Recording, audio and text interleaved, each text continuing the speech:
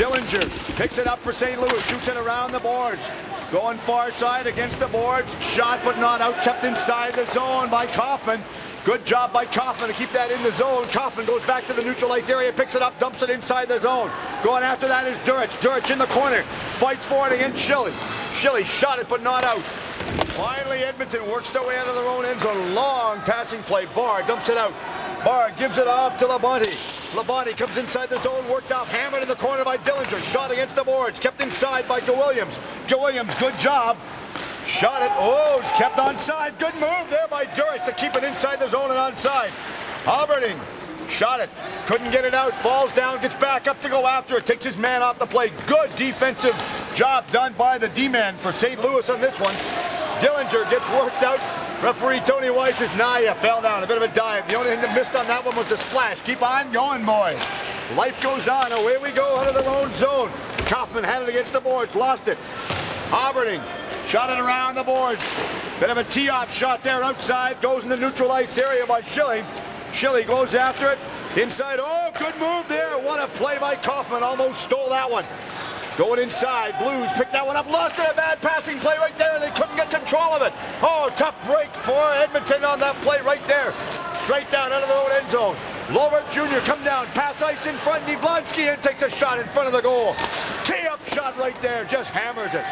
Edmonton doing a good job right now, but boy, the pressure has to go for St. Louis. They're doing a good job working out of their own end zone. All the way up out to Young. Young comes down across the line. Worked over by Rogers. A beautiful move by Rogers to take him off the puck. And boy, what end-to-end action, David. That's hockey the way it's supposed to be played. We're seeing both actions, skating back-to-back, hard as the boys can. That's the way they want to do it. That's the pace that both coaches set out to say. Scott Sanderson, head coach of St. Louis, as he said in his pregame warm-up, he said that he wanted to start a great passing skating game, and I think that's the pace that they've gone to. Oh, you talk about a passing skating game, David. What an opening. We've played about right now 3.5 minutes in this opening face-off. First period out here right now from the MSA Arena. Beautiful Abbotsford, British Columbia, Canada. We hope you're enjoying this early part of the telecast. And boy, there's lots more hockey action out here to go. Edmonton centering out for big stuff there by goaltender. Oh, what a move! Got it off the blocker and couldn't finish it out.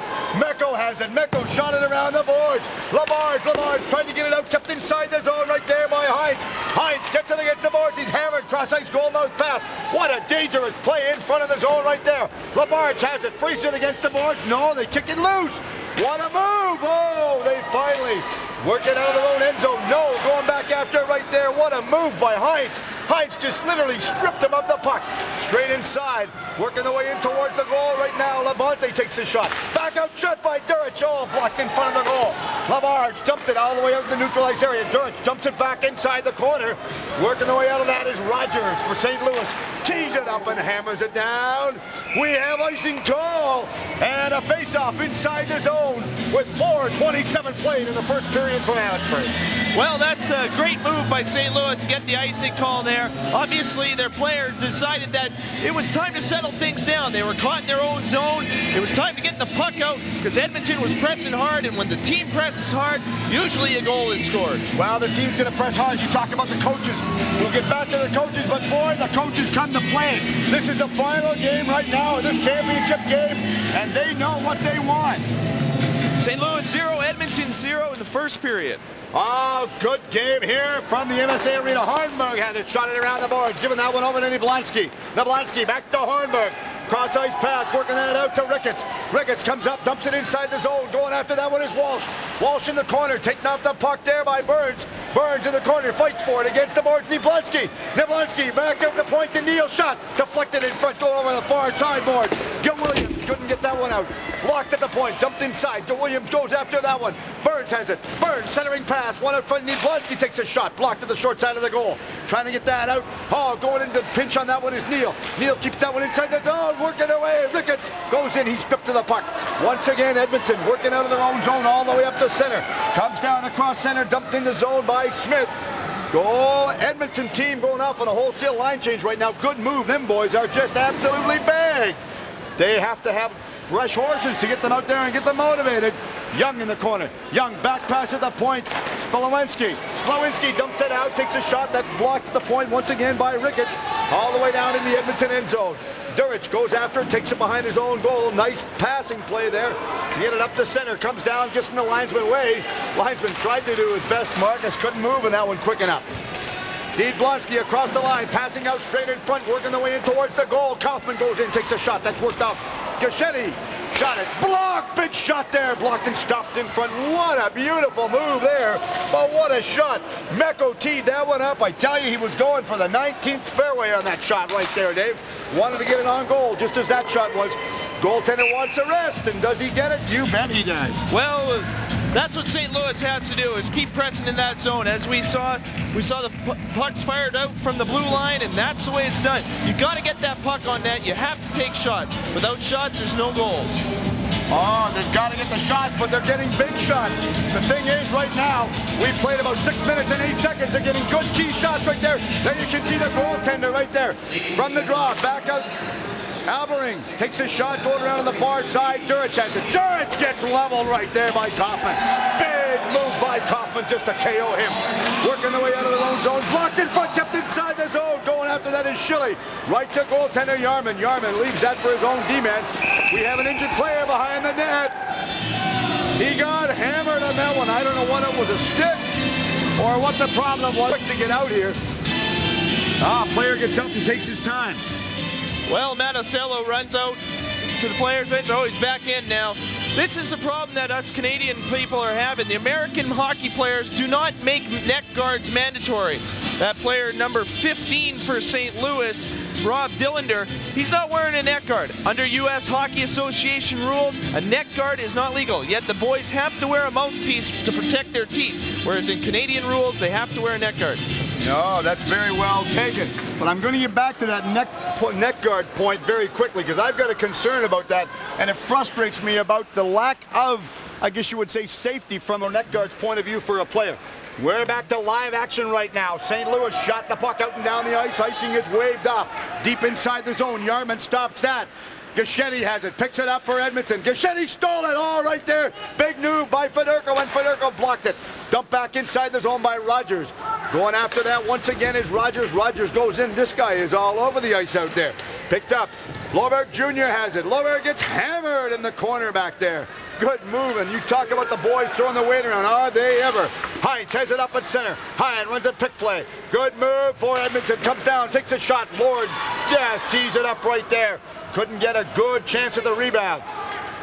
St. Louis comes down across the line. Rogers goes in, splits the knee. Rogers goes in, takes a bit of a hack at the goalie. Play carries right on. Shot against the far side to Williams. Dumps it out and down the ice. Icing is indicated, and face-off will be deep inside the Edmonton zone. We have 7 minutes and 30 seconds gone in the first period of play. Well, number 10, Ryan Rogers, just broke the Edmonton Knights of Columbus defense there. Lost the puck when he came out, but gave the goaltender a little slash saying, hey, I'm awake here. Oh, you talk about being awake. I'm going to be hoarse by the time this game's over. These guys come to play, and I hope they have just a great game. Don't want to blow up, but I can't see one. I wouldn't want to be a psychic, David, but I don't think we're going to see one out here. I think this is going to be a real close game here. Rock'em sock'em hockey from the MSA Arena in beautiful Abbotsford. Albering dumps it back inside the zone. Cross ice pass once again by Spilowinski. Oh, nice play to stay onside. Comes down across the line is Barr. Barr goes in, drop ice pass to Smith. Smith goes in, takes a shot. Big stop by the goaltender. Far side once again. Durich takes a shot. Blocked in front. All the way back out the neutralized area. Oh, we got a bit of a foot race going back after it. Couldn't pick that one up by Burns. Burns has it in the corner, gets rattled by Durich. Good move by Burns. Taking that one off the puck right now. Oh, and he felt that the boys are hammering the weight around out there. You gotta love it, David. That's hockey at its greatest. That's what Don Cherry, if he was here, would be loving right now. Who says kids 14, 15 years old cannot play hard hockey? Oh, they can play good hard hockey. This is the way it's meant to be. Nothing wrong with that. Good move. The one thing the Americans, I can relate, the one thing the Americans are having a tough time understanding, Dave, is the center line or the offside pass, or what coaches call a two-line pass, because in the States, they do not play that rule. They just have it wide open. They've eliminated the center line, with the exception they use it for icing. Well, they feel that in the U.S. that they cut down on the time of the games, and the two-line pass is really a relatively controversial rule, even in Canada here, because coaches are questioning it. Well, they are. They question it. You open the game up. You've opened the game. You've changed it for the offside. Allow it to go. Who really cares? But I tell you, the one thing it really does, Dave, it keeps the linesmen on their toes. They have to know where they're going to go. That's exactly right. Cheat, but know when to cheat. That's the big thing right there. Edmonton trying to get it out of their own end zone. Couldn't do so on that pass. Finally, Durich gets it up the center. Cross ice as he gives it over to Smith. Smith dumps it inside the zone. Young goes after it. Young, Blonsky. They bump behind the corner. Inside the zone, trying to pick that one up and knock it loose is Ryan Smith for Edmonton. Smith goes in there. He mixes it up once again by Federico. Good play out there. These guys come to play, and boy, the fans don't have a sellout point, David, but there's a lot of people that have given their Sunday evening up to come out and watch this entertaining game. Well, the crowd's kind of dwindled. Abbotsford and Toomba Sweden had played in our A consolation final, the game that went right before this. Of course, Toomba win 3-2, as you can see some of the Toomba Sweden coaches and fans there. We look onto the Edmonton bench and see their coaches and playing staff there. Bit of a false start there for the face-off, so they're getting all set once again to take it. Edmondson takes the draw for Edmonton. Back of the point, shot by Walsh, blocked in front. Picked up once again out in front by Smith. Takes a shot, blocked in front of the goal. Oh, what a key save. You know, Dave, the one thing I like about this so far is when they're going down, they're jamming the front of the goal. There is literally no garbage after the whistle. Whistle goes, they go get a cup of coffee. Well, that's exactly it. These coaches are disciplined. These kids know what's on the line. They want this. Each kid, if they win the championship, as we look at the replay here of Edmonton getting ready to cover up the play, and goaltender for St. Louis, number 30, Todd Walker, goes and grabs onto the puck as quick as possible. That's hockey. Wise move, and Walker does it so quick once again. Goes down, covers up. The quarterback, basically, for a lot of people that are unfamiliar with the terminology, the goaltender is basically, you can relate to him as a quarterback for the team. My only pet peeve with I shouldn't say goaltender, centerman. If the centerman's taking a face-off in your own end zone, a little bit of a point of interest, gentlemen. Before you put your stick down and take the draw, look at your goalie. I've seen situations where the goaltender has been adjusting his equipment and the centerman puts his stick down and the puck gets dropped. Wrong. Oh, what a cross-ice pass right there by Labonte. Labonte, drop pass to Durich. Durich fires that on goal. Dumped out in front of the neutral ice area. Straight down across the line is Dillinger. Dillinger takes it, stops, turns, looks. Cross-ice pass over to Schilly. Schilly in the corner. He mixes that up with Hines. Fight for it against the boards. Hines trying to get that one loose. Couldn't do so. Back out of the point. Beautiful stop there by Neal. Neal dumps it back inside the zone. Taking it behind the net. Shot. Oh, out once again. Not out of their own zone. Blocked. A little bit of a feeble kick shot right there. Hines finally gets that all the way up to center. Straight down across the blue line is Labonte. Labonte gets hammered there by Schilly. What a move. These guys, I tell you, they're just laying the weight on, and they're going to be mighty sore for their road trip home. But as long as they come out to play, they enjoy it. Big stop there by Walker, deflects it in the corner. Going after the far side, Barr has it. Barr trying to mix it up, trying to get that one loose was Hines. Referee Tony Wise blows the whistle, says that's enough. Let's do a stoppage. Well, you mentioned that these boys are going to be going home sore. I know for a fact Edmonton will probably hop on their bus right after the game. St. Louis has already canceled their midnight flight out of Seattle to be heading home tomorrow. I don't think they're going to make a midnight flight, because as we're doing this telecast right now, it's 8 p.m. on Sunday the 6th. And I know they're going to miss their flight unless they fly from here to Seattle. They're not going to do that. They're more concerned about what they come to do. And boy, we're sure being entertained out here right now in Abbotsford, British Columbia, from this A final championship game from the 17th annual International Bantam Hockey Tournament. Warren Smith has it. Smith, back pass off the board. Picked back up, given off the boards to Barr. Barr giving that off to Go Williams. Takes that shot. Go Williams goes in the corner to Brunitz. Brunitz takes it behind his own net, giving that one off to Labarge. Trying to get down. Labarge! Oh! Federico got hammered just inside the line, but that's okay. He took it like his dad would have. Big move right there. Nothing wrong with that. Bernie would have got up and just gone right back at him. Like father, like son, I guess. Isn't that what they tell you, David? That's exactly what they call it. Boy, what an interesting man to talk. I'll tell you a little bit more about what Bernie had to tell me about earlier on. We had a chance to talk to him this week. Nice gentleman. Wish him and all the success in the world. It couldn't happen to a nicer guy to get a chance to talk to him. Blues working their way out of their own end zone, all the way up. Blubber Jr. comes down. It's tried to split the knee, but couldn't do so. Blonsky in the corner. Blonsky lost control of the puck. Edmonton all the way out up to center ice. Comes down across the line is Smith. Smith comes down, giving that one straight off by Edmondson. Stevenson has it. Trying to pass that one back off. Couldn't finish it. Edmonton and Stevenson, beautiful passing play between the two of them out there. Splawinski had it, dumped it inside the zone. Goes after that is Albering. Albering for St. Louis, works his way out of the area. All the way up the center, comes down, going in, goes to the slot, close to staying onside there, and the official said, yes, that's a nice smart play. Nothing wrong as he gets hammered behind the play. Edmonton comes down, across the line, Labonte comes down, going in, tried to pass, blocked out in front, shot, big save! He doesn't know where it is! He looked behind him on that one, but what a beautiful stop there by Hornberg. The defenseman for St. Louis read that play so well, David. St. Louis goes in, play carries right on. Leave him alone and get going, boys. Deep inside the corner. Fighting for it against the boards. Trying to work their way out. Couldn't get control of it. They're looking once again. Walsh has it. Walsh passing that one straight out of their own zone. Big passing play. Shot all the way out of their own end up to center. A couple players mix it up behind us down here. We have played just over 12 minutes in this first period of play. Walking in, big shot there, big stop by Walker. The rebound!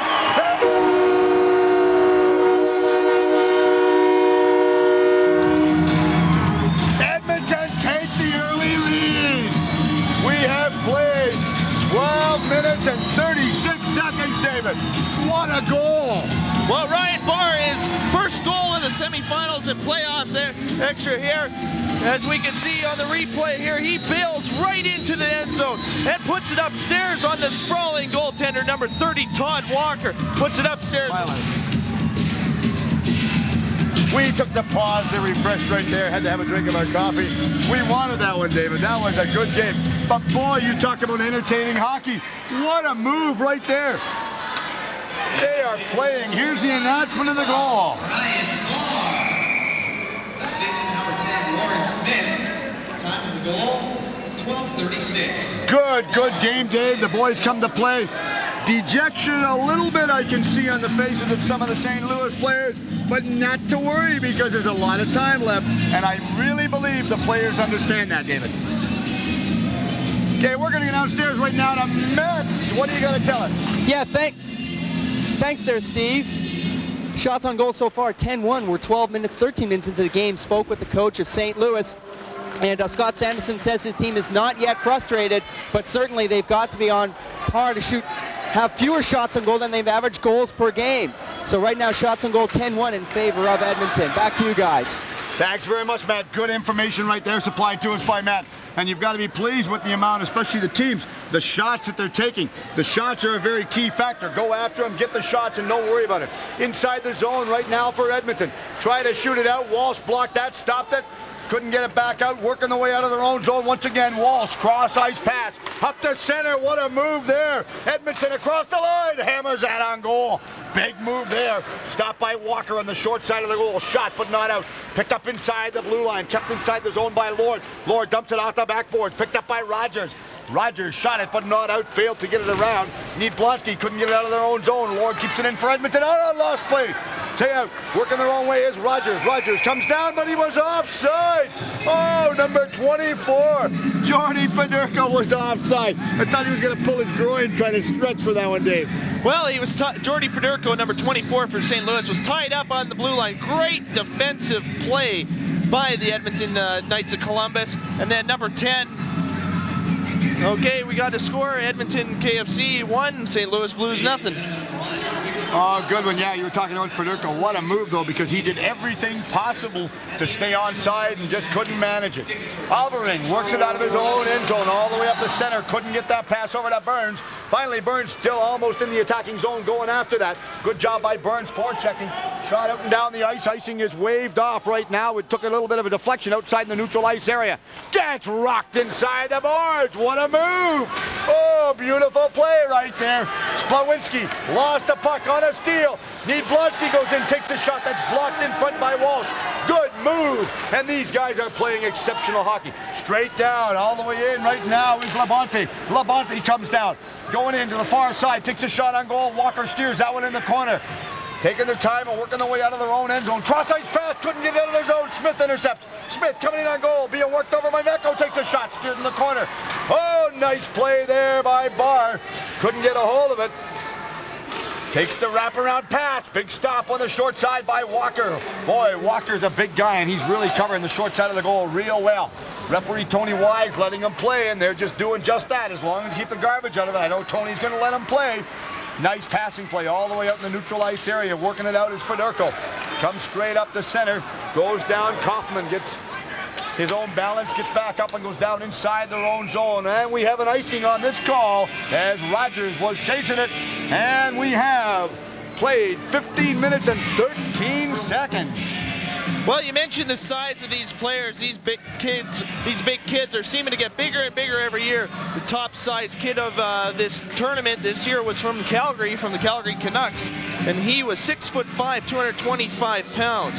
As we look at number 10 for the Edmonton Knights of Columbus, Warren Smith breaking to the net, and goaltender Todd Walker just stoning him right there. Oh, what a move, though. Good hand-eye coordination these young men have. It's knocked not out of play. I thought that was almost going up and out of play, but that fooled everybody in the whole building. Straight down. Kaufman goes in the corner, trying to get that one loose, and Schilly picks it up. Takes it against the board, centering pass to Dillinger. Goes in, takes a shot on goal. Out in the neutral ice area once again. Hornberg had it. Hornberg that made that beautiful stop earlier on to shut Edmonton Knights of Columbus down when they were going in a 2-on-1 break there. Completely shut them right down. Good move by Hornberg. Shot, but not out. It's in the neutral ice area right there. Hornberg goes after that one. Him and Neal doing a double duty, teaming up. Comes down across the line, and they're offside. Smith was offside. A little bit too much of a hurry between Smith and Durich. Well, the offside, I mean, that was a close call by Marcus Dick, the linesman there.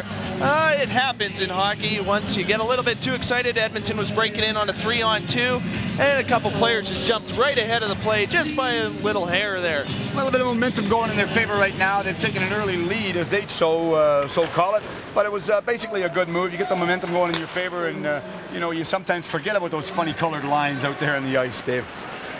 Well, you got that right. Hallenberg shot it. Finally, it goes to the winger. Passed all the way out in the neutral ice area. Straight down the ice is Fedorko. Fedorko comes down, takes a shot, score! Rebound! Johnny Fedorko pops her up to his top shelf.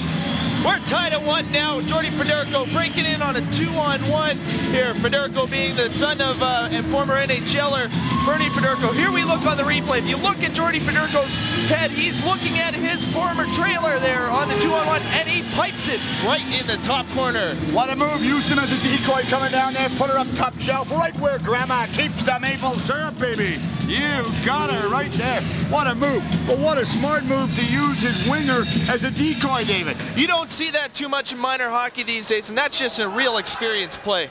Oh, that was heads-up play going in.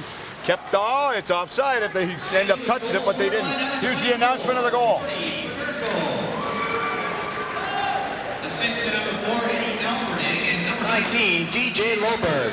Time of the goal, 16-16. There was the announcement That's of the goal. From Alberting and Loberg at 16-16. Nice play right there. Oh, Fedorko's going in. He gets another chance. Fedorko comes in. He's checked out by Smith. Play carries right on. Good back checking by Smith. Rogers has it for St. Louis. Shot. Fedorko takes a little bit of a bump there from the guys behind the play. Both of them went after him on that one. I guess they figure if he's going to score a goal, they're going to make him pay the price, David.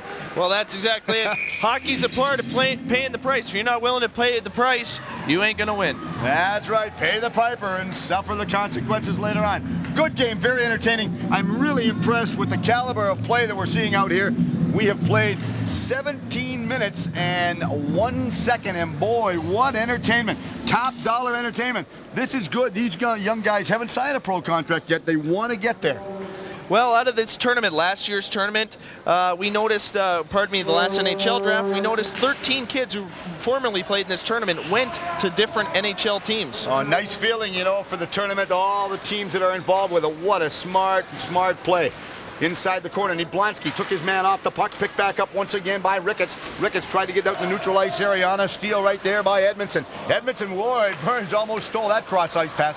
Beautiful move there by Ricketts to intercept that one. Pass back inside the zone. Hornberg has it. Hornberg gives it straight up to Niblansky. Niblansky, cross-ice pass over to Hornberg once again. Hornberg comes down, dumps it inside the zone, going wide.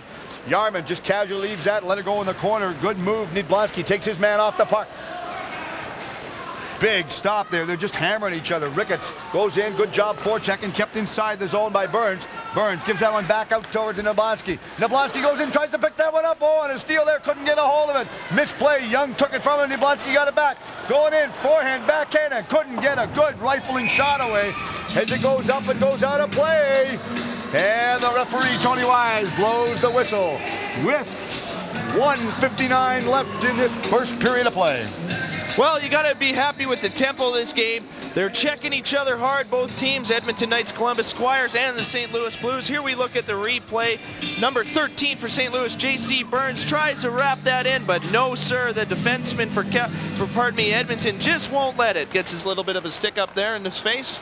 Well, he's just trying to keep everybody honest, David. That's all they want to do. Coming in, Federico takes a shot, gives it over, and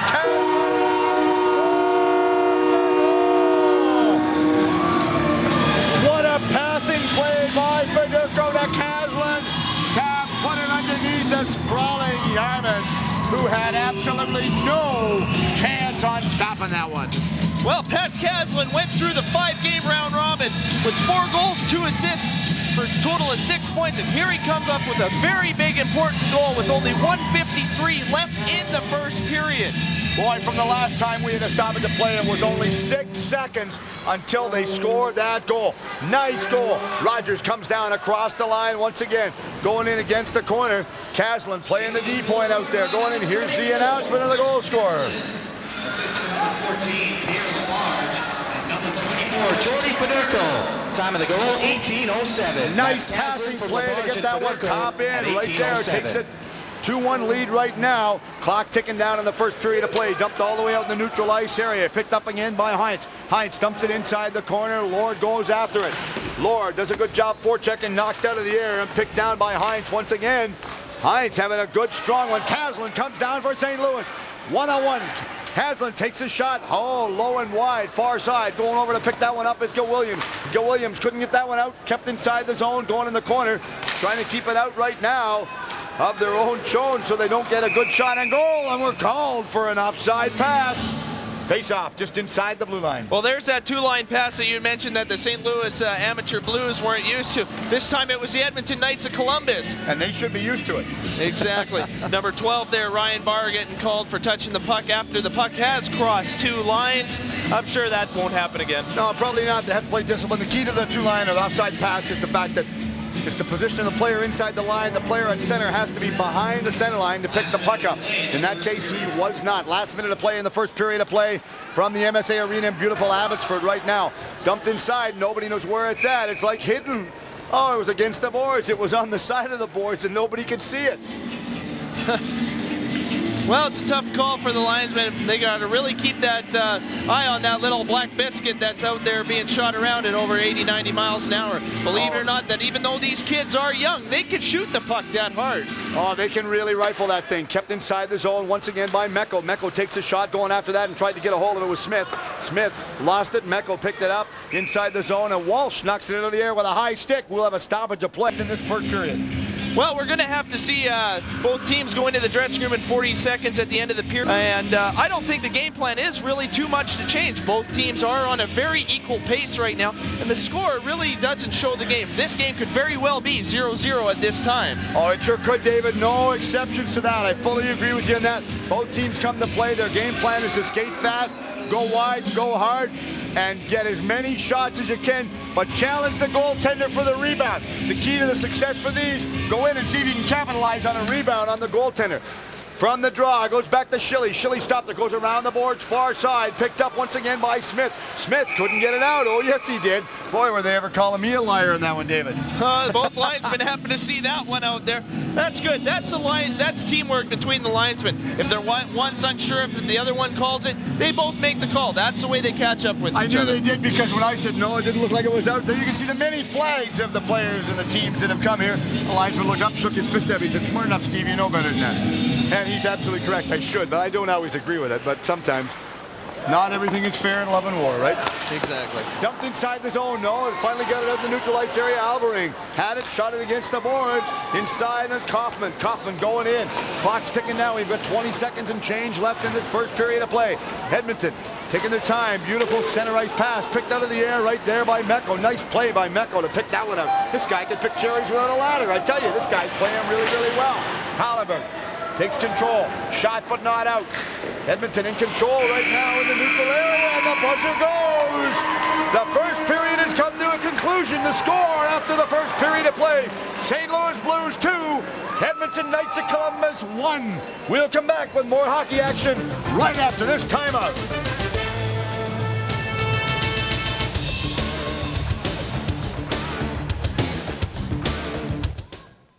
It was harvest time when a terrible accident changed John Paul's life forever.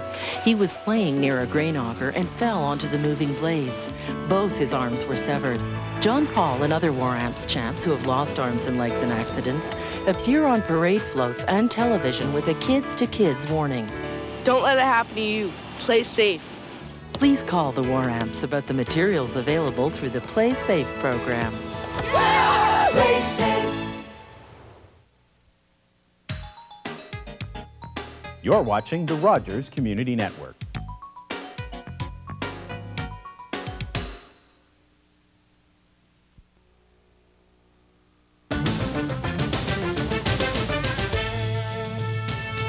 Hello everyone and welcome back to the beautiful MSA Arena downtown Abbotsford, British Columbia, where the St. Louis Blues currently lead the Edmonton Knights of Columbus by a score of 2-1.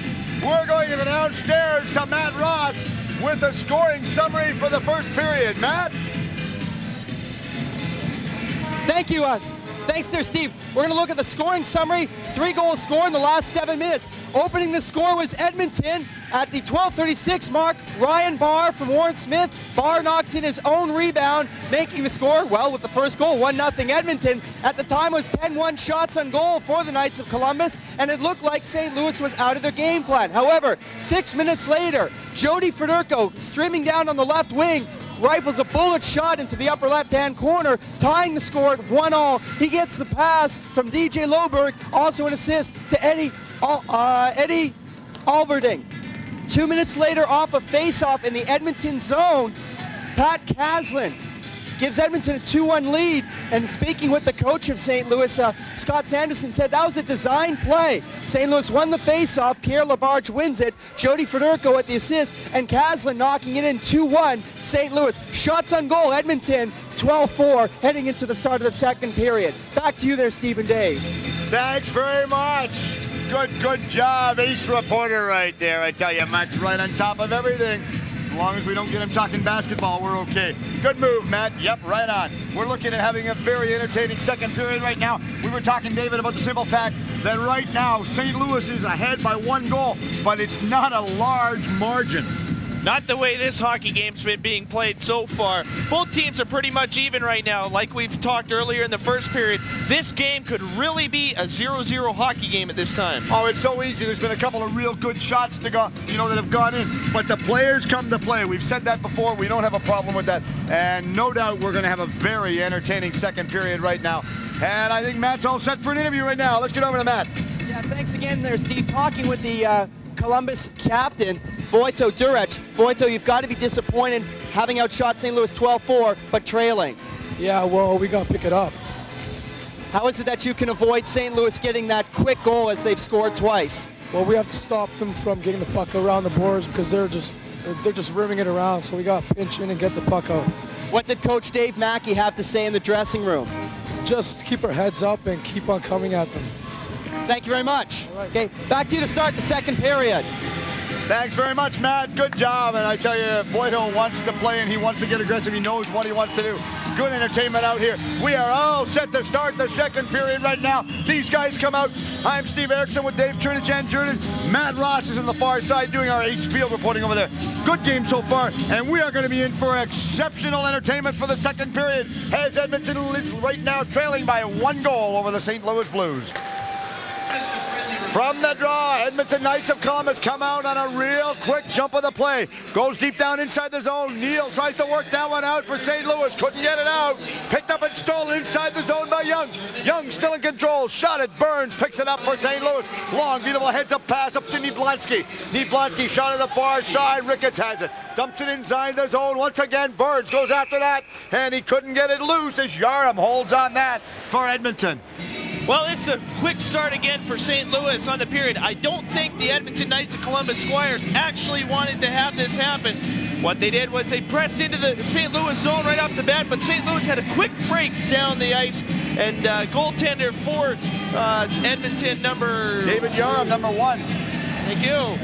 Thanks for saving me on that one. He quickly covers up the puck. He did, and that was a quick transition play and a big turnover right there by St. Louis. So a good, smart heads-up play, and as you were saying, I don't think Edmonton expected something like that either one. Fedorko had it inside the corner, lost it on a centering passing play. Working their way out is Jimmy Young. Jimmy Young all the way out to center ice. Straight down, takes a shot. Big stop there in front of the goal by Walker. Deflected that one in the corner, going against the boards, trying to get that one loose, and it's backed outside in the neutral ice area once again by Durich. Boydo Durich, the young man that Matt had so much pleasure to talk to over there. And these guys come to play. You know, these guys are so entertaining. Nieblanski, we've talked about him. He's had a very, very impressive game. He's had 5 games played for this one with 9 goals and 10 assists for 19 points and only 6 penalty minutes. What a good stat. Well, you hear us calling Nieblanski's name all the time here, and now you know why. In 5 games, 19 points. That's a hockey player. Oh, that is impressive. Very, very impressive. Shot all the way up the center ice. Mikko controlled that one. Dumps it inside the zone, going after that one, and Barr took his man off the puck, takes it behind the goal. Lord tried to get it centering pass, out in front, big stop there, and Dillinger couldn't put that one upstairs. Did his best. Hornberg grabbed onto that. Referee says there is no traveling in this sport. We're going to have a face-off outside in the neutral ice. You cannot grab the puck. You have to knock it down with the palm of your glove. You can't do that. Defenseman number 3 for Edmonton, Colin Walsh, tries to clear it out with a backhand on that play. Where we're looking at goaltender for Edmonton, number 1, David Yarham, who covered up the play with the, covered up the puck on the play that just happened. Good smart move, good alert heads-up motion by him on that one as Walsh has it against the boards. Couldn't get it out, picked up. Burns has it, tries the centering pass. Oh, goes off the backboards. Everybody thought that was in. It just rippled the twine, but couldn't put her in the front. Tried to go in the back door. Shot all the way back down inside their zone. Todd Walker has it, controls it against the board. Shot. Finally, they tried to get it out in the neutral ice area. Couldn't do so. Dumped out once again, and Walsh picks it up for Edmonton. Dumps it inside the zone. Going after that. Walker comes out, casually leaves that. They shot it against the boards out in the neutral ice area. Picked up once again. Going in on goal is Labonte. And what a move by Walker to cover the short side of the goal. Well, Todd Walker, if you look at his hockey gear, he's wearing huge hockey gear.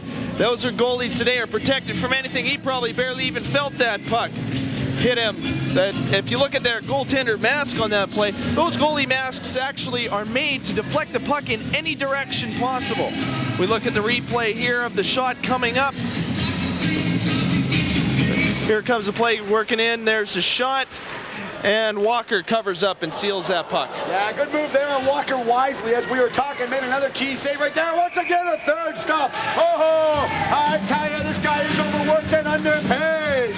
Todd Walker is the backbone for this team right there, and he is earning his U.S. dollars. Well, he's definitely on the ball tonight. He's focused and mentally focused. There's a huge difference in between goaltenders and the rest of the team. A lot of people say goaltenders live in their own little world because you got to be a little bit loose to be having pucks fired at you. Some of them do. I get puck shot at me without being a goalie. I'd never be a goalie for any amount of money they wanted to pay me. St. Louis all the way out of their own end zone. Lubbock Jr. comes up, dumps it inside the zone. Brunitz goes after that, couldn't get control of it. Once again, Ellenberg dumps it inside the zone. Edmonton picks it up, and Durich takes it behind his own goal. Durich stopped. What a dangerous cross-ice pass in front of his own goal. You don't want to give those up too many times. Neal inside his own zone. Neal worked off the puck by Lord. Centering pass. Far side out in the neutral ice area. Blonsky comes up the center. Blonsky goes down, goes wide. Center ice pass in front of the goal. Splawinski had it. Splawinski takes it against the boards. Gives that one off to Labonte. Labonte shot it. Almost pegged off the referee. Shot on goal. Big stop there by Yarman. Yarman deflects that in the corner. It's worked by Labonte. Labonte shot it off the boards. Deflected out in the neutral ice area. And Young picks it up. Tim Young comes down across the blue line. Going in. Goes wide. Takes a shot on goal. And Walker wisely holds on that once again. Young for Edmonton takes a weak shot to the low stick side of goaltender Todd Walker, and all Walker did was slow the big pad down and make the easy save for him. You know, he did. You know, it's a proven stat in hockey that hockey school instructors teach that the best place to score is anywhere between 6 and 8 inches off the ice. On the ice, it's very easy for the goalies to stop. That's what they always tell you, but again, I'd never be a goalie. These guys are in their own little world, David, from my point of view. Edmonton, nice cross-ice pass, intercepted once there by Smith. Smith gives that one off to Young. Young comes in. Oh, Fedorko blocked that beautiful play. Nice move by Fedorko on that one. Lamonte comes down across the line. Fedorko going to the front of the goal. Drop pass going in on Coslin. Takes a shot. Big stop by Yarman. Oh, Yarman come up with an excruciating shot. Scores! Yarman couldn't stop the second chance. They allowed him to walk in. They didn't clear the rebound, Dave. We talked about that earlier. Well, there we look at the St. Louis bench. They're all happy, pumped up right now. They've just gone ahead by 2 goals.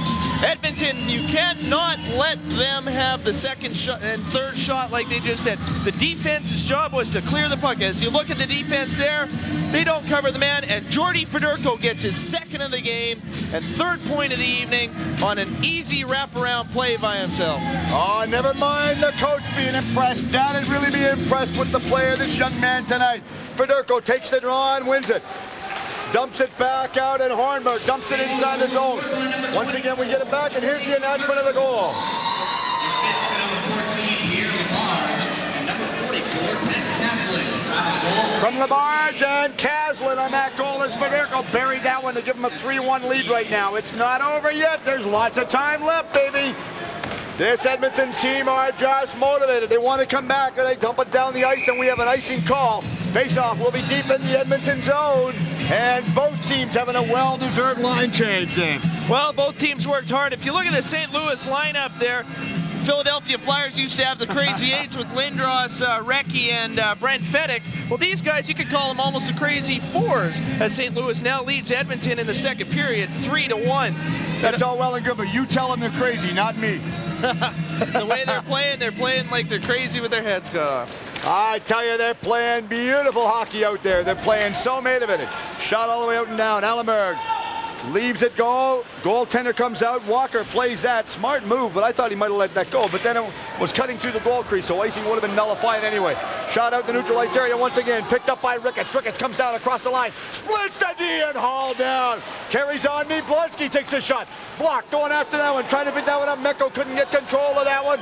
And Edmonton working all the way out the neutral ice area. Comes straight down. Lamonte takes a shot. On goal. Big stop there once again by Walker. Against the boards. On a steal right there by Lord. Lord goes after it in the corner. Mecco's all over him like a wet blanket. Out the point. Takes a shot. Is Splawinski. Oh, he's hauled down after he takes that beautiful rippling shot there. Shot. Rebound. They score!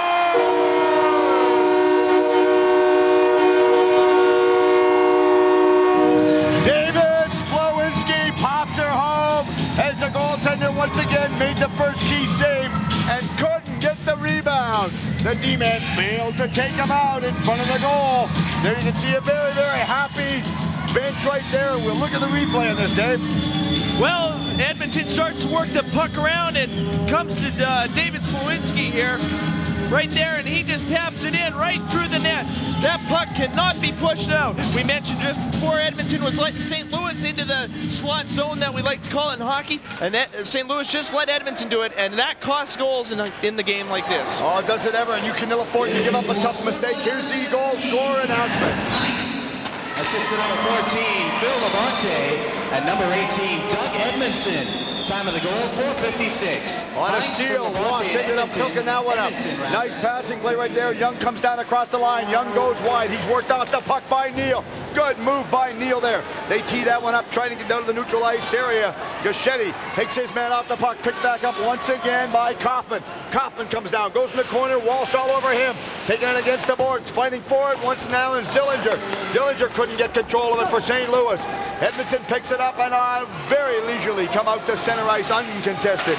Dumps it inside the zone. Good move there as he just shot it in, and Edmonton goes off on a line change. A very, very tired young man he's playing right now. Durich gets a bit of a back check there from his man. Allows him to get up. Play carries right on, going after that one as Barr tried to get the rebound. Failed to do so. Dillinger works his way all the way up to center.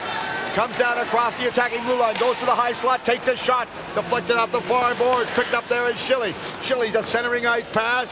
Joe Williams has it. Joe Williams, beautiful foot action right there on a nice play by Echo. Going in, cutting in on goal, coming straight down his high, takes a shot. Big stop, no rebound. Oh! All the way back out, stop at the point. Durant takes a shot high and wide. Boy, oh boy, did he ever rifle that. But David, I don't know how he didn't score. I don't know either. He had the goaltender beat on that play totally. Edmonton number 5, Vojko Duric, taking that shot.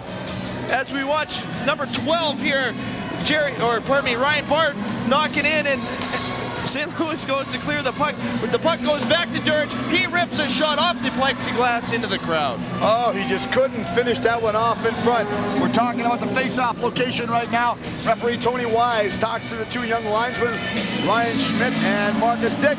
Edmonton right now is down by 1 goal as St. Louis is ahead by a score of 3-2. Comes across the center line, dumping it in at Hornberg. Casually dumps that inside Yarman. Comes up behind his goal to stop it. Dangerous move. Centering pass. Couldn't get control of that one as Loberg Jr. had it. Good move there. Albering dumped it back inside. They have to clear the zone to get back onside. I love that offside rule. That's the best rule they invented in 100 years, that one there. Clear the zone, allow the play to continue all the way up the center. Boy, was that dangerous right there, because Heinz almost had a wide open shot on goal from the center line in, but they finally knocked him off the puck. Picked up in Duric. Dumps it inside the zone. Going after that is Blonsky. Dave Blonsky gets rung his bell. Picked out cross ice once again in front of the goal. St. Louis still ahead by 3-2. Duric knocks his man off the puck, covered, knocked out of the air, not with a high stick. Picked up once again. What a move! Ernie Blonsky stripped him of everything right there. Centering pass, shot, goal!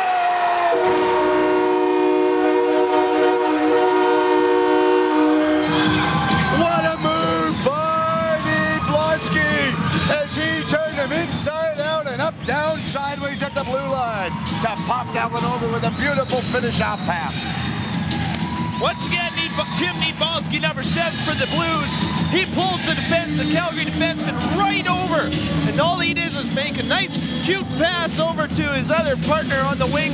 As we watch the play coming up, Niedbalski pulls the Calgary defenseman, number 10, Warren Smith over, and then makes a nice pass to 19, DJ Longberg Jr., who pops it in. Oh, Yarman had him covered, but unfortunately it was just a little bit too late. Yarman went down to make it. Here's the announcement of the goal.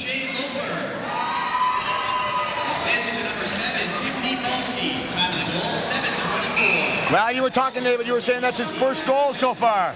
Yeah, that's his first goal of the tournament. DJ Loberg for St. Louis, that is, and it comes at a huge time as his team had just had their lead and closed to 3-2 by the Edmonton Knights of Columbus Squires, but now it's up to 2 goals again. It's curious to see if Edmonton's momentum is going to be down a little bit from what happened. What timing, if you're going to score a very, very timely goal, you best do it in a tournament final championship game, Dave. Nothing wrong with that. Shot against the boards, not out, kept inside the zone by Mecco. Mecco takes a shot and a big stop by Yarman. Boy, this guy could cherry pick. Nice stop, reached up, grabbed it from his knees. It's amazing how these goaltenders make their job look so simple, yet they're wearing 30 pounds plus more equipment than every other player. So we look at number 1, David Yarman there for the Edmonton Knights of Columbus.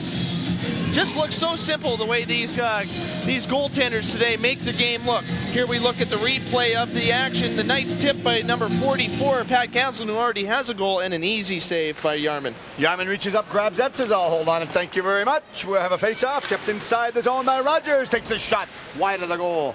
Centering pass out in front, couldn't get control. Oh, nice play there by Federico, but it was blocked in front of the goal. All the way down in the zone, and icing is called. We have played 8 minutes and 11 seconds in this second period of play. St. Louis is ahead by a score of 3-4-2, correction. Well, Edmonton just cleared the ice down for an icing call, and that's probably what they wanted to do at this time because St. Louis was pressing, and the best thing to do if you need a change and you're getting tired, just ice the puck straight down, get the change, and get fresh new players out there. Well, that's what you've got to do. We talked earlier on, Dave, about getting fresh legs and fresh horses out in the ice. Get them out. Quick line changes. Nothing wrong with that. Straight down. Comes across the line is Lord. Lord goes in, tries to split the D. Failed to do so. Stops. Comes back. Straight up to Niblonsky. Niblonsky lost that one. Picked up and intercepted once again by Lavani. Cross the line. Good move to stay outside. Lord, shot, save. Walker, what a move. Oh, he turned him inside out again, but Walker stopped him on the short side, David. Well, it's going to be tough to see who's actually going to get the game MVP out of this game. Goaltender number 30, Todd Walker, comes in, makes another enormous save for the St. Louis Blues. I think, personally, he's holding the St. Louis Blues in this game because Edmonton is peppering them. You've got a couple of real key individuals playing out there right now for St. Louis. You've got Walker, you've got Niblonsky, but they're playing as a unit. They're gelling very, very well together. Nothing to be taken away from Edmonton Knights of Columbus. These guys are showing their all, and they want to win this Championship A final. From beautiful Abbotsford, BC, shot in front of the goal. Oh, blocked out front. Heights couldn't capitalize on that. Taken to the corner. What a move. Ricketts just hammered his guy. Kept him in the void. Walsh keeps that one in. Cross-ice pass over to Gaschetti. Shot, save! Oh, we said it before, and I'll say it again. This guy's electrifying. Is he going to let in another goal? Who knows? The way he's playing right now, that net is smaller than he is. Measure the goal, baby. It's too small. The coaches can measure sticks, you can measure pads, I'd measure the goal. As we go to a replay here, just watch Todd Walker's concentration on this play. Here comes a shot, and the big trapper glove comes up with the puck again. Oh, those things should be illegal, I tell you. I don't know about that. What a move. These guys are getting all set for the draw inside the St. Louis end zone. We have played 8 minutes and 57 seconds in the second period of play. Draw goes in the corner. Good move by the linesman. Marcus Dick to get out of the, Ryan Schmidt to get out of the way of that one. Dumps inside the zone. Walsh goes after it. Centering pass out and down the ice. Icing's waved off. Walker comes out, leaves that. Oh, what a dangerous play that was. Out in the neutral ice area. Young has control. Young dumps it inside the zone. Walker comes out of his net, leaves that behind his goal. Rogers stops it, shot it off the boards, couldn't get it out, kept inside the zone. Rogers goes back after that one. Gaschetti keeps it inside of the point, goes in, walks inside the front of the goal. Gaschetti, a shot, the rebound, goal!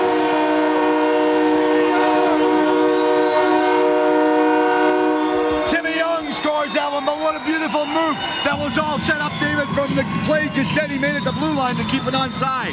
Jared Gaschetti. Oh, wow, what a name. Kind of like my own last name, but Jared Gaschetti here makes the move at the defensive line, steps right into the play, and you watch him pass the puck up into the corner, and then receive the pass, kind of the old give and go there. And as he wires the puck on a one-timer, Walker really has no chance on the rebound as Edmonton scores their third goal of the game. Oh, 4-3 right now in favor of St. Louis. It's not over yet. There's lots of hockey action here. I read OT. Here's the announcement.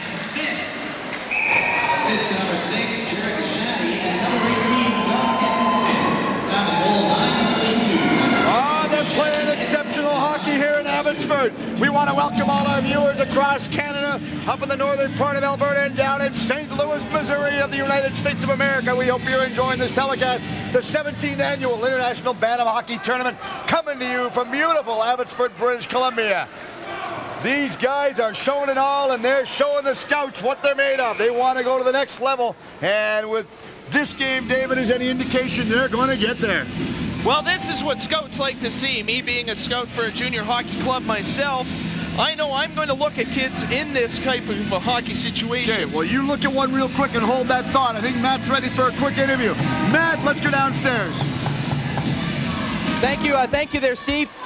Talking with the team captain of the Tumba team, came over from Sweden, the bronze medalist in this year's championship. His name is Callie Hedlund. And Callie, why have you come over? Well, I guess now it would almost be like 15,000 kilometers to play in this tournament. We would like to finish our season here in Sweden, and so we came here we were here last year too, and we'd like to come back and just finish off the season. What would be the differences in the style of play between North American and European hockey at this level? It's much more physical and much more body checks, and that's in European it's lots more speed and puck passing, and here it's more like dump and bump. That you finished still in third place tells me your team is still able to physically play with these North American squads. Yeah, in Sweden we are very big, but here we're one of the smallest teams in this tournament. So, how have you enjoyed your time in Vancouver? It's been very nice, and we were here last year too, and it's very nice here. And now we're going to send it back up to Steve and Dave. Thank you very much, Callie. Thanks very much, Matt. He was talking about the speed and the tempo of the game and their team. We're going to talk about that first chance we can, David. As right now we have Edmonton working their way out of their own zone, up in the attacking zone. Labonte comes down across the line, gives that one over. Young takes a big shot on goal. Block kept inside the zone by Heinz. Heinz drop pass to the point to Smith. Smith rifles it in front, stopped by Warren. Stopped, shot against the boards, picked up once again. Couldn't get a good shot on goal for that one is Labonte. Labonte tries a centering pass on a steal right there. Working the way out in the neutral ice area is Burns. Burns comes down, Blonsky with him. Blonsky cutting for the goal. Burns going wide, play carries right on, he's hauled down. Good move, these guys are moving. Tell you they've got afterburners on this skates, David. As Edmonton worked their way out of their own zone, nice and leisurely. Cross the line, dumping it down inside the zone is Heinz. Going off of the line change, so is Lord. These guys have seen a lot of ice time out there tonight. They're going to drop about 50 pounds in a contest like this, boy. What a weight loss clinic. Oh, you got that right as you watch Edmonton working that puck around in the offensive zone right now. They're working it around so well. It's a give and go, quick passes, dump and grind, and move them out all you can.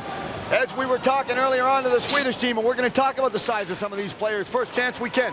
Halmerian dumped inside the zone. Shot a goal. Fedorko couldn't finish that one off.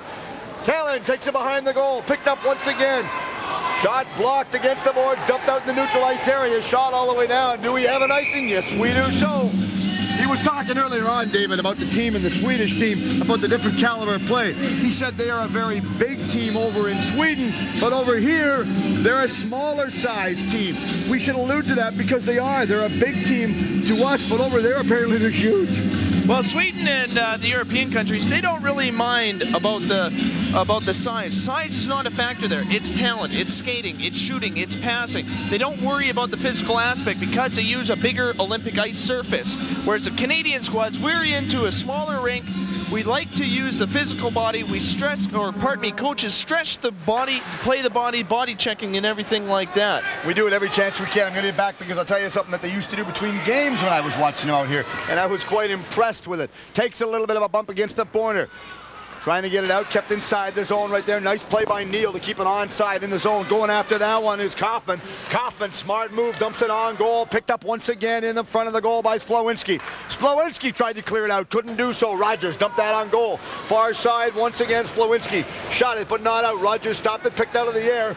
Nice passing play as Edmonton working out of their own zone. Williams goes in, fighting for it against the boards. Couldn't get control of it, and Chile does a good job forechecking. Centering pass, shot! Save! By goaltender Walker. Oh, baby, he had him, and he was shut down. Call the cops, he was robbed. Well, it looks like Todd Walker hasn't lost any concentration from the last goal that was scored by Edmonton. As you watch the Edmonton players, they're starting to press. They have to press. They need that tying goal. But Todd Walker just stands on his feet and lets the puck hit him. as we can see happen right here. He goes down in the crouch so he can see, and boom, the puck's right in his stomach. Oh, hit me, baby. I'm not going to get hurt. I got my chest protector on tonight. And did he ever? Walker, what a backbone of this team out there. Shot on the far side. Heinz goes in the corner. Heinz gets around his man. Heinz still in control. Centering pass, stopped once again by Walker, and they dump it back down into their own zone. Walsh goes after that. Walsh picks it up. Oh, that was a dangerous play in front of his own goal as Walsh gives that one off. Burnick has it. Centering pass out of the point. Hornberg has it. Hornberg jumps that one back off. Brunitz takes the centering pass, gives that out behind the Loberg Jr. Loberg Jr. takes it behind the goal.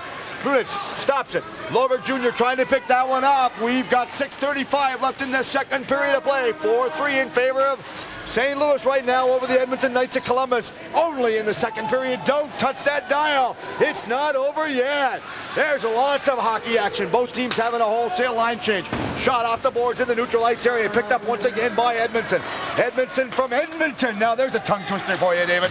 Shot. Oh, and referee Tony Wise was used as target practice on that one. Look out, Cheats. They're after you, baby. Onside and inside the zone. Comes down. Turns them inside out and upside down. Taking that against the boards. Trying to pick that one up is Loberg Jr. Loberg had control. Couldn't take his man off the puck, and Horning. Oh, what a move by Hornberg to steal that puck from him. Nieblonsky comes down. Nieblonsky going in. Duritz takes him off the puck. What speed. Centering pass. Couldn't finish it off. Goes to the goaltender. Oh, he covers that one up. Nice move. You know, I was talking earlier on about the Swedish team, David. The Swedish team, believe it or not, in the set to try and get organized for a game, they got dressed, put their runners on, went outside, and they were playing this, what do they call it, hacky sack, kicking the thing around with no sticks. As we look at the replay here, number 1, David Yarm for the Edmonton Knights of Columbus covers up the puck. Probably a very smart play considering St. Louis was pressuring at that time. Oh, a lot of pressure. Boy, these guys come to play, and they're showing exactly what they're made out of here. Eckel in the corner, fighting for it. Fedorko tries to get control of that. Fedorko works out the high slot, takes a shot deflected in the corner. Kaslam goes after that one. Kaslam does a good job forechecking against the boards, trying to get that one out and loose, kept inside and on the zone. Shot. Finally, they dump it out. Good move by Edmonton, but boy, are they ever having a tough job trying to work against this strong St. Louis team. They've had a couple of real solid chances, but it's not over yet. Labourg dumps it inside the zone, going after that one. Lewinsky gets his bell rung right there. Shot once again. Wise moving bar comes up the center. Shot but not out. Gil Williams going in for checking against Albering. Albering takes his man off the puck, blocked in front, and he deflects that one in the corner. Good move by Fedorko to deflect that one in the corner. Kaslan hammers his man off the puck. Fedorko comes up with the puck behind his own net. Albering takes that shot but not out. Kept inside the zone and onside by Gil Williams. Gil Williams doing a good job for checking Eckel. Dumped that out down the ice. Couldn't get control of it, and we have an icing and a stoppage of play. We have 4:36 left in the second period. The score, St. Louis 4, Edmonton Knights of Columbus 3. Like you just said, St. Louis 4, Edmonton 3. Steve, you got to be really impressed with the way the officiating is going in this game. Both linesmen are on top of the play for the offsides, and referee Tony Wise hasn't called a penalty yet. Don't say that word like that. That's like telling a goalie he's got a shutout. Don't say that dirty word. We know he's got a good game going right now. Tony, he is letting him play, and I tell you, full marks to the officiating crew. They're doing an insurmountable job out here. I'm very impressed with what they are doing. I know he does a good job, just like our ace-star reporter on the far side, Matt Ross, is over there right now. I see Matt doing all his stats and trying to get his paperwork over. Matt, you look good in that coat over there. It suits you well. Matt is doing a good job. Work with Matt a lot of times on different sporting shows for the Rogers Network. We have a lot of fun doing it. Of course, Matt, better known for all his basketball he does. And Matt also, never mind just doing basketball, does a little bit of volleyball and everything. Matt, we like to call him the jack of all sports out there. And it goes right to the goaltender once again. Walker holds on that one. Big stop there by Walker. Well, one thing you got to notice if you just look on that last play, Edmonton Knights of Columbus crashed into the net into Walker, and they just left it go, let the play go, and everything like that. Let's clear the zone. Let's not take a chance on any stupid penalties at this time. And that is excellent discipline ensued by the coaching staffs of not only Edmonton, but of St. Louis as well. They're playing good hockey. It's rock 'em, sock 'em. They're hitting and breaking clean and going back in their own end zone. You can't complain about this, and the people here, boy, are they ever being well entertained. Smith had the puck. Dumped it around the corner, goes over on the far side. Heinz gets control. Heinz tries a centering pass. Boy, was that close because Young tried to tee that one up. Swung his stick and missed it. Should have used a pitching wedge to tee that one up. Straight in on their own zone. Burns goes in towards the front of the goal.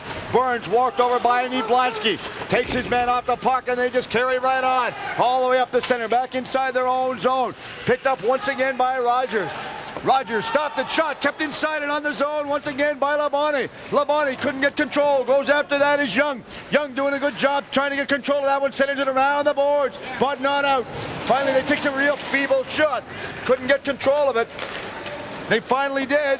They shot it back over in the far side of the neutral ice area. Splawinski dumped it inside the zone. Goes off. No, he was going to go off in the line change. Nobody was ready. Edmonton comes out. Caslin has control. Careful to have too many guys out there, boys, and they were so careful. Young bumps, mixes it up against the boards was Durich. Durich comes over, a little bit of love tap on the far side. Tony says, keep right on going, you're playing a good game. And they are entertaining, I tell you, as a day is long. Halbering dumped it inside the zone. Good move there. They're trying to get a stoppage of play in the attacking zone, and they do. And are we going to have a line change, David? It wouldn't be a bit surprised. Well, both teams really have to start watching the line changes right now because each team is just itching for the other team to make a mistake so they can capitalize on the play. St. Louis is leading Edmonton at this time 4-3 with just over 18 minutes or 17 minutes left or gone in the second period. That's okay. You'll get it right, David. There's a lot of time left, Dave. Well, when I'm downstairs, I usually get it right. Oh, this is good hockey action. We've got 2:57 left in this A-Final Championship game from Abbotsford, British Columbia, Canada. Shot right on goal, goes to Yarman. Yarman goes down, stops that footer, goes hauled down. Play carries right on, good move. Hornberg goes up, couldn't get control of it. Goes back, centering ice pass, all the way back out in the neutral ice area. Goes after that is Albering. Albering lost it on a steal right there. Heinz goes in, tries to split the knee and couldn't get control. Albering has control over St. Louis. Works his way out of his own end zone. Comes down across the blue line. Labarge going towards the goal. Yarging holds on that one. And they're starting to push and shove. But there's not going to be much called now, baby. We got a game going. Like I was saying with St. Louis here, their crazy force line is just going up. That consists of number 4, Eddie Albering, and number 24, Jordy Fedorko, and number 44, Pat Caslin. They've entered a lot of games, and once again, they crash into the net, and David Yarm for Edmonton holds onto the puck. You know, we were talking earlier on about Bernie Fedorko's young boy playing out here, number 24. Wayne Gretzky's nephew is also playing in this game. Player number 14, Pierre Labarge, is playing in this contest as well. Nice to see. Boy, are they ever individually talented. Lord comes down, going in. Does he miss? Yes, he does. He couldn't finish that one off. Oh, I don't know how Lord missed that. Man, he's going to go upstairs. How did he not put the biscuit in the basket on that one, David? We're going to have to check the replay on that one if we can. But looks like it maybe had the puck end up rolling onto the ice. Oh, let's get a chance to watch that one over. I don't know how he missed it. Here we look at the play, and we see the Edmonton player look, and the puck just nails off of the end of his stick, and no chance for him at all. The puck. I tell you, if this was baseball, you'd put some stickum on the end of your hockey stick, David. Keep control of that puck, man. You don't want to lose it now. Still inside, Rogers for St. Louis, tries to get it out, couldn't do so. Niblansky shot it around the far side. Loberg works his way out of his own end zone. He's got Brunich with him. Loberg gets stopped in the neutral ice area at center line by Lord. Lord's had a good shift. Now he's tired. He's going off on a line change. So he should be. Well-deserved line change. No kidding. All the way out in Edmonton to come off the center ice. Beautiful passing play as they give that one over. Young's waiting for the drop, gets it, takes a shot towards goal. Goes in the corner after. Niblansky couldn't get control of that one out of his own zone. Right to the goaltender, Walker. There's that trapper again, man. Well, realistically, the Edmonton player should be shooting low. A shot like that is very easy for a goaltender of Walker's caliber that he's shown tonight that he can stop those pucks. Well, the key to that is the fact that we talked earlier on, Dave. If you get it up high with the big trapper, he's a very, very agile goalie. Get it up high, he's going to stop it. You got that right. It's very easy for him, especially when he's in his zone the way he is tonight. Oh, man, what a stand-up goaltender, as is goaltender David Yarman for Edmonton. Both goaltenders very, very strong. The goals that have gone in, you can't blame either one of them on that one. Icing is called. We'll have a face-off deep down in the St. Louis end zone once again. with 1:21 left in the second period. The score, Edmonton 3, St. Louis 4. And there you see the scoreboard on. The competition through this hockey tournament has all been very high caliber in the Abbotsford International Bantam Hockey Tournament. This is the final being played on Rogers Community 4. And next year will be the 18th annual, and we will be back because this is hockey at its best. They come to play, and you talk about top entertainment dollar. This is better than a lot of them. You're going to go a big mile to watch hockey as exciting as this. Oh, he shot that, hit his own player. That's tough. You don't want to hit your own guy. Smith was the one that got hurt. Dillinger goes down, takes it in the corner. Dillinger got bumped in the corner by Walsh. Walsh slowly gets up. Finally, he did. So now we have a penalty. Oh, you said that dirty penalty word, David. You jinxed the referee. Well, I think referee Tony Wise is pretty wise in calling this. No pun intended for that. Yeah, no pun intended at all. As he makes the call for 2 minutes for slashing on number 15 for St. Louis, Rob Dillinger. Well, it was an obvious penalty, no doubt. The thing was that it happened. You don't like to see penalties. You know, at the best of times, the best game they can always say is one that the referee is behind the scenes and you don't see him.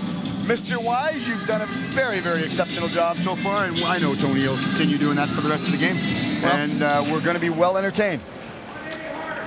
From the draw, goes back inside the Edmonton zone. We have got 50 seconds remaining in this second period of play. Shot all the way out in the neutral ice area. Picked up once again by Barr. Barr comes down, goes wide, cuts to the goal. Rogers steers his man out the puck.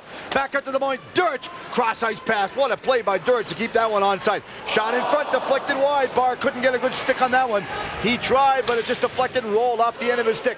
Kept inside by Durich. Durich had to take a strange bounce and it deflected off a St. Louis player in the neutral ice area once again. Across the blue line, beautiful passing play, back out to Williams, takes a shot, rolled in front of the goal, big stop there by Walker. Walker deflects that high and wide. Centering pass out in front of the goal, couldn't get control, takes a shot, up and out of play. And they throw it back, they didn't want the souvenir.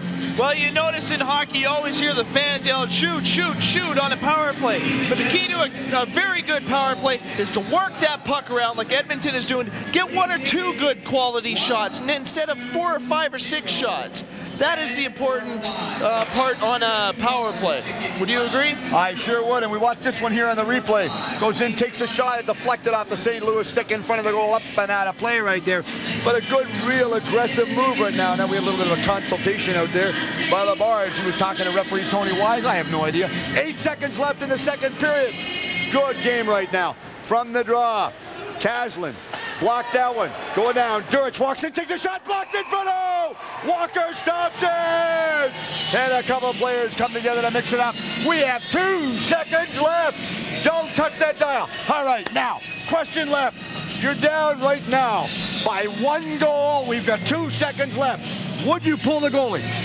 I definitely would as a coach. Get the extra attacker out there, line up 4 guys right in front of the face-off circle, and work them into the zone. Press for that shot. Okay, let's see. They didn't pull their goaltender. That's why they didn't listen to us.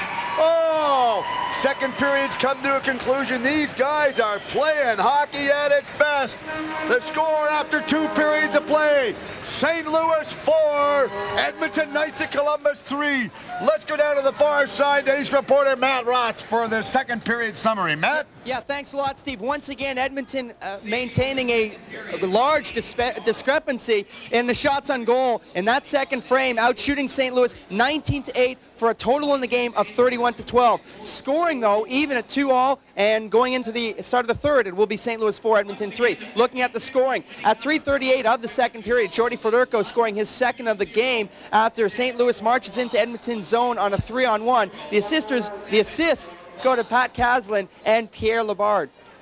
At 4:56, a minute and a half later, Edmonton narrows the gap to 3-2 after Bryant Hines puts one by Todd Walker following a rebound. Jacques Lord with the shot, and then Walker surrendering the rebound. Hines with the goal. The second helper also goes to Philip Laporte, and that makes it 3-2 for St. Louis. St. Louis gets a 2-goal margin at 7:24. DJ Loberg extends that St. Louis lead to 2 goals after he gets a great feed from Tim Niedbalski. Niedbalski makes a great move on his side of center, gets by the defense, extends the defense over to the boards, feeds it across to Leborg, and well, that's 4-2. And then 4-3, and that's after the end of 2 periods as Ryan Smith pots one home on a goal mouth scramble after Jared Gusarti had a shot from the point, and Doug Edmondson with the second helper. So after 40 minutes, 4-3 St. Louis over Edmonton. We're going to send it back to the truck, back to an intermission. But stay tuned for more exciting play here at the 17th Annual Abbotsford International Bantam Tournament. Hey, Matt, good job down there right now. I tell you, these guys come to play, you know. This is the best part right now. We're looking right now as they're taking intermission. We got the young guys down here playing. Speaking of young guys, real quick, I'm going to bore your headset off you. We don't do this all the time. Come here, Eric. Put this on real quick. Get over here and talk to me. This young man over here, you can see him on the screen. This is my nephew, Eric. Eric just played in a hockey tournament down in Seattle. Did you have fun? Yeah. And you got an award? Yeah. What'd you get? MVP. MVP, good man. The team from Aldergrove, what's the team name? Mad Dogs. Okay, you smile at the camera over there. We're going to go to a break and come back with more hockey action from the MSA Arena right after this timeout.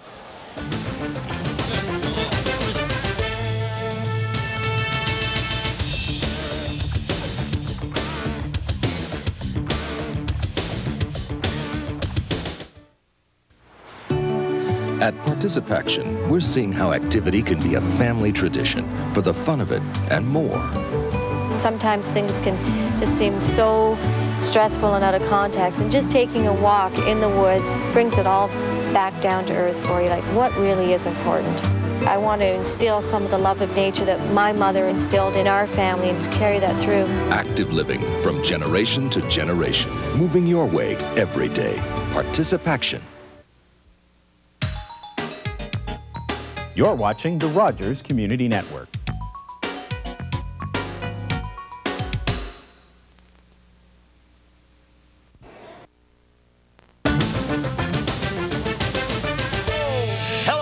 Welcome back to the MSA Arena in beautiful downtown Abbotsford, British Columbia. The present time, the St. Louis Blues are ahead of the Edmonton Knights by a score of 4-3. Let's go over the far side to Matt Ross and see what he's up to. Matt? Yeah, thanks a lot, Steve. Tried having an interview with the goaltender for St. Louis, Todd Walker. Doesn't want to speak between the periods. However, his team has been outshot so far 31-12, and he, of many players for St. Louis, one of the reasons why the Americans have the lead going into the final 20 minutes. However, Edmonton does have a power play for the first minute of the third period, so an opportunity for the Northerners to tie the game up. Back to you guys. Thanks, Matt. I tell you, we're in for a very entertaining and exciting third period hockey. All right, you're the coaching staff right now. Let's put you in line. You're the coaching staff for Edmonton. What are you going to do? Well, the first thing you got to do is you can't come out and bang them, because otherwise they're going to get you. If you try and ring the puck in, St. Louis's speed is going to catch up. If you try and shoot high, Todd Walker's going to save it. So what you got to do is you got to beat that game plan. How you do it, who knows at this point right now, but Edmonton, I'm sure the way their teams have played in the past and the way they've played this tournament, they're going to find a solution. Oh, they will. They'll find a solution right now as referee Tony Wise gets set. Tony Wise, I told him to give him a little bit of a free plug. Tony Wise owns an outfit called Pudgy Pickles in Mission. 854-9582 if you're looking. It's some type of dill pickle and all that stuff. Really a garlicky type of thing. And they're actually quite good. He'd give me a jar to try. A long shot on goal by Edmonton Knights of Columbus going in there. Cross-ice pass on the far side.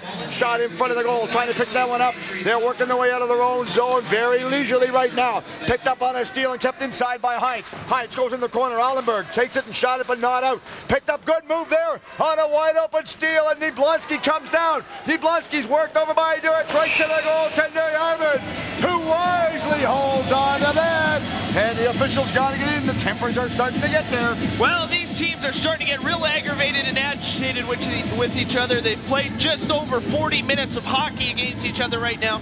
This is where the grind comes in. The last 20 minutes, as you've seen Edmonton goalie number 1, David Yarum, he covers up the puck, probably a very smart play. He wants to set the tone for his team to gain control of the puck whenever possible. He doesn't want to take a chance to lose it. Good smart move by the goaltender. Again, he's the backbone of the club right there. Going in, Federko went to take a shot on goal, stopped, blocked, passed it back up to the center right to Aldenberg. Aldenberg dumps it inside the zone, goes out of his net, Yarman and stops that one. Leaves it. Cross-ice pass out of their own zone. We've only played about 45 seconds in the third period right now. Shot but not out, blocked and kept onside by Smith. Smith in control, takes his time, looks, trying to work it out. Lord going to the front of the goal, as is player Hines. Hines right on the doorstep, couldn't get control of it. Lord coming and doing a good job forechecking. Haldenberg has it, out to Lord. Shot of the goal, past it. Still in control, beautiful passing play right there as they give it off to Young. We're even up, players back at full strength right now. Good job killing off the penalty. Exceptional move right there by the St. Louis Blues to kill that short-handed one. Federico takes his man heavily into the corner. Good play, Federico comes out of the corner with that, takes it behind his own net. Played just over a minute in the third period right now. Shot up and down the ice, right to goaltender Yarman. Wise move, steers that against the boards. Centering out to center ice. Hornberg has it. Hornberg shot it. Picked up in front of the penalty box area by Lamarge. Lamarge comes down. Stops, goes wide. Centering pass. Stop by Yarman. What a save. Oh, that could be the game winner if they go on to succeed in this contest right there. What a stop. All the way out to center ice. Boy, close to being too many people out there. Good move. Referee's allowing him to play right now. Coming straight inside. Ricketts going in the front of the goal. Play carries right on. All the way out. And St. Louis just leisurely backhand that one back inside the zone. Goal behind the net is Splowinski. Splowinski had it. Shot but not out. Deflected in front of the net. Dangerous play there. Ricketts couldn't get control of it. Shot. Blonsky had a good chance. Ricketts is hauled down. Play carries right on. All the way up to center ice for Edmonton. Edmonton across the line. Long shot there. Goes right on goal by Edmonton. It comes off the backboards. They rattle it. You can hear the noise on the glass right there. We've got microphones strategically placed all over this complex. I tell you, we want to get you the best of hockey action we have to offer for this 17th annual International Bantam Tournament. I'm getting ahead by a year, David. Keep me on my toes. Back out, St. Louis having a well-deserved line change right now. Going back out in the neutral ice area. Picked up, dumped inside by Dillinger. Dillinger just dumps it in, doing a good job forechecking. Goes after that is Young. Young stops, takes his time, passes it out on the far side. Beautiful move out there to get it all the way to the neutral ice area. Dumped it inside by Barr. Barr goes in right to the front of the goal. Labonte's going after that. Barr trying to pick that one up against the boards. Couldn't do so. Rogers goes after that, trying to knock that one loose, and Williams fights for it in the corner with Rogers. Williams fights with Rogers. Kaufman works his way out of his own end zone, dumped in by Walsh. Good job by Walsh to keep that one inside the zone. Shot off the glass, knocked down with a glove. Do they call it? Yes, they do. The puck is knocked and called by a glove hand pass. We have played about 3 minutes and 27 seconds, and the score is still 4-3 for St. Louis. Either way, you got to be very impressed the way the Edmonton Knights Columbus Squires have come out on this period. They've come out with a lot more energy than they did in the second period, Steve, and I think that's really helping them out a little bit here. As you take a look at the Squires bench, they are focused right now. They're a very focused, determined group of young men over there. They want to get this thing going, and they want to naturally capitalize on some type of mistake that St. Louis might make. But in St. Louis, I don't know if they're going to make any right now. Shot out the neutral ice area. Couldn't get it inside. Rogers back pass. Good, beautiful passing play right there, and Hines comes down across the line. Drop pass to Eckel. Eckel couldn't get control of that. They stop, they turn, they keep on going. And Rogers comes down, stops in the neutral ice area. What a move by Rogers to keep control of that puck in the neutral ice area. Laborque has it. Laborque lost it. Dumped it back up to center ice. Picked up by Hines. Hines shot it inside the zone. Oh, careful play, and Rogers stole that on a clear interception. Back out to Hines. Hines comes down, walks in. They let him walk in. What are they doing out there? Caslin couldn't get control of it and just leisurely shot it out to center ice. Picked up once again. He says, I want an icing call. Good move by Federico to get a stoppage of play. Well, that's leadership on a team when you can see one of your players take a look at what's happening on the ice and just say, heck with it, let's get a new face-off, let's get some fresh guys out there, and let's start off new for the next shift. St. Louis seemed to be getting a little bit caught up in their own zone there. They were tired. The boys were on for at least 35, 45 seconds, and that's a long shift in a game like this. It is. That's the key to success for any given team right there. St. Louis Blues 4, Edmonton Knights of Columbus 3, and we've still got lots of time left in this third period from the MSA Arena in beautiful Abbotsford, British Columbia. Centering pass, back out in front, shot, scores!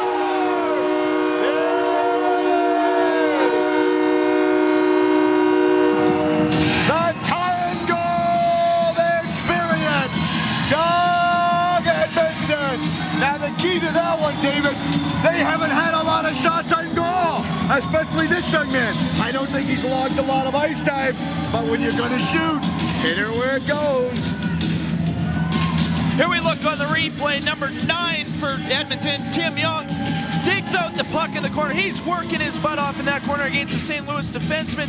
And the puck comes right out to Edmonton, who rifles that puck up top. When a goalie goes down, you got to put it up top, and that's exactly what Edmonton did. Top shelf, but where was the D-man? Here's the announcement of the goal. Assistant number 16, Ryan Smith, and number 9, Tom Young. Back to goal, 428. Joe Williams was doing a good job forechecking. Goes back inside the Edmonton zone, and Walsh picks it up. Walsh shot it, but not out. Kept inside by Fedorko. Good move by Fedorko to keep that onside of the board. Goes towards the front of the goal. Fedorko doing a good job forechecking against the boards. Kept inside. Joe Williams has it. Joe Williams fighting to get it out. Couldn't get control. Fedorko is all over this guy like a wet blanket out there right now. Good job, Fedorko in the corner, digging, fighting for it. Caslin going in, helping him out, stopped at the point. Long shot by Neal on goal. Rebound shot, blocked in front. Good job. Oh, this Knights of Columbus team are doing a good job trying to stop this heavily armed St. Louis Blues squad from Missouri. Well, Edmonton, as you can see with them icing the puck right now, you can tell that they don't want to take any chances in their own end. Just get the puck out. If they're in trouble, anything.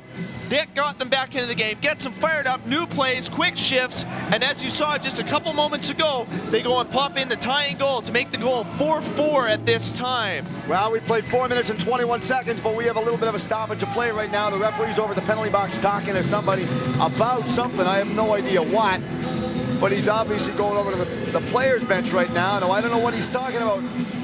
Hey, we'll see if we can get Matt to work over there and do a little bit of soul searching over there. Matt, maybe you can find out and let us know what's going on. The referee's talking to him. I don't know what about. Maybe you can eavesdrop for me if you don't mind. Matt's a good job. All right. There's Tony. Now, I couldn't hear what he was talking about, but that's okay. We'll get Matt to ask somebody. Knowing Matt, he's a good person to ask, and he'll find something out for us. Kept inside. Albering dumped it inside the zone. Stopped. Neblonsky has control. Centering pass out in front. Shot down the ice. Couldn't keep it in. Icing gets waved off. Albering goes after that deep inside the St. Louis end zone. Stops. Comes out of his own end zone. Stops. He stopped like a Mack truck right there. They cut him off with a pass. Labonte doing a good job forechecking. Working the way out, he's hauled down. Well, a little bit of a stumble step right there for him, but that's okay. He got up, regained his balance, and play carries right on. Clear the zone, get onside, boys, we're going. I love that rule. Keep on going, shot it off the boards. Ricketts couldn't get control, bounced back deep inside their own end zone. Mecco shot it down the ice. Icing is definitely waved off for this one. Slowinski couldn't get control of it, and they just ruled that he quit skating, basically. Long pass out and down the ice. Burns goes after that inside the St. Louis end zone. Hornberg doing a good job running a pick play, uncontested right there. And if you can do it and don't get caught with it, good for you. All's fair in love and war, they tell you, David. Goes right to the goaltender, Walker. Walker comes out, stops it behind his own net, goes back home, goes down, puts his pad on the side of the goal to cover it from going to the short side of the net. St. Louis, nice, heads up pass straight up to Niedberg. Neblonsky goes in, takes a shot! Stop by Yarrow. What a move! End-to-end action out here. Straight down, coming down, going in towards the front of the goal is Young, makes a big stop. Walker stops it. Oh! What a goal, isn't that always the way? One team goes down, the goaltender strips him of the puck, makes a great, awesome save. They come back, the other team goes down and scores a goal in the opposite end, David. And a very exciting play by number 9, Tom Young of the Edmonton Knights Columbus Square. Play turns over in their Edmonton's defensive zone. He takes the puck. He says, heck with this. I'm the captain of this team, or pardon me, assistant captain of this team. I'm going to take control. Goes down, has the trailer with him, and parks it home, gets his own rebound, puts it on the 5-hole. Here we look at the play as he just puts the puck right in between the legs of goaltender Todd Walker. Can't blame Walker on that one. Walker had initially stopped the first shot. He was pushed into the goal basically because his own D-men backed in on top of him. There's the score right now. Edmonton 5, St. Louis 4. You really got to like this hockey action. Oh, this is great action at its best. Bantam, final championship action. Shot out in the neutral ice area. Shilly had control and it was offside. It was deflected up and back in. Here's the announcement of the goal scorer.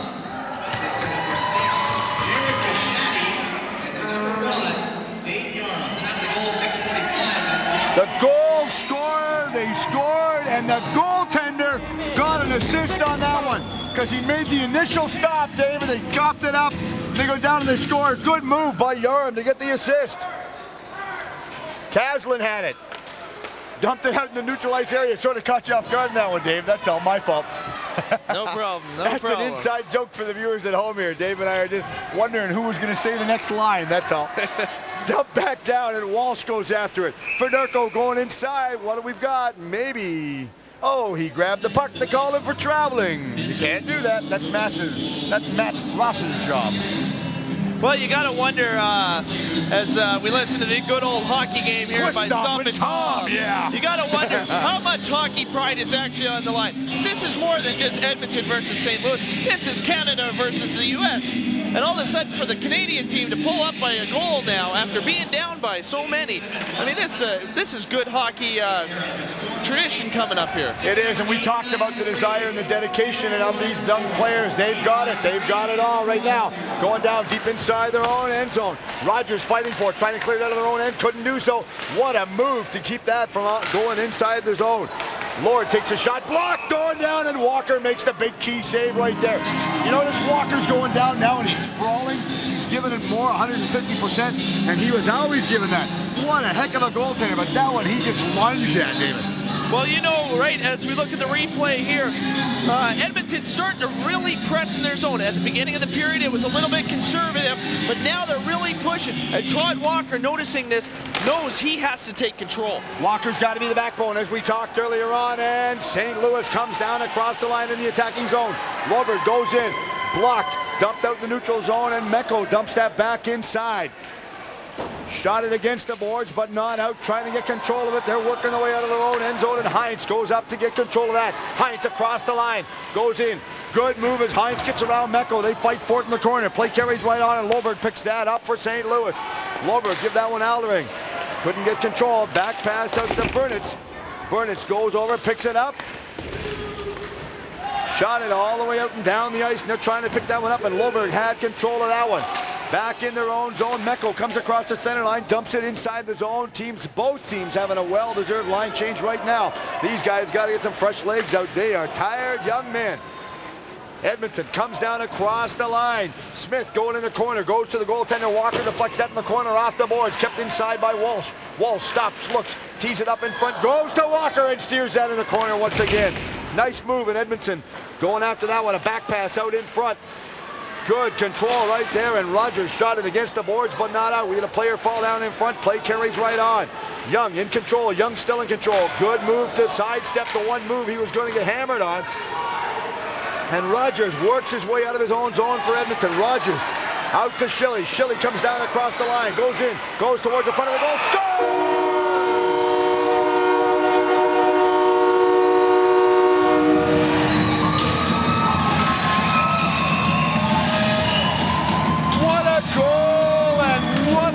We've got David.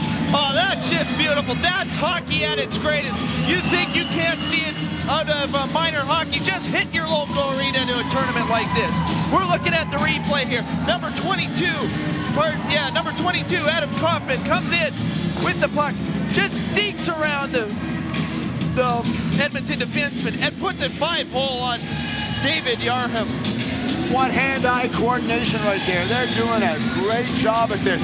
Good move, back to backhand to forehand. And the thing is, doing that at top speed as well. Oh, he was doing just an exceptional job. Durich in control for Edmonton in the corner. I said earlier on, this thing's going overtime, and it has all the looks of going overtime right now. And here's the announcement of the goal. Assist number 23, Ryan Schilly, and number 10, Ryan Rogers. Time of the goal, 9:09. We've played 9 minutes and 30 seconds in this third period of play, and there's lots more to come, so don't change the dial and don't leave the room. It's in the corner, fighting for it. Kaslin goes after that. Big Kaslin comes out of his own zone, takes his time all the way up the center. Fedorko dumps that in. Fedorko's worked over very easily by Splawinski. Fedorko goes deep in the corner, trying to get control of that. He hauls down. In fact, he sidestepped his player and hauled his own player down. Good move by Fedorko on that one. Centering pass all the way up the center. Comes down across the line. Careful play to stay on side. Sidestep. Eckel goes in, takes a shot. That's blocked in front of the goal by Hornberg. Deflected in the corner. Caslin goes after that. Caslin picks that one up and it's shot out in the neutral ice area. Picked up once again by Walsh as he rifles that back home. Clear the zone and get back on side. Shot it around the board. Hornberg goes after that one. And Hines does a good job forechecking. Centering pass back out in front, trying to get control of it. Couldn't do that. Oh, Mecco cleared that, but not out. Inside the zone, Gischetti takes a shot. That's blocked. Gischetti's rocked over there by Burns on the far side. Nedblonsky tries to clear that one out.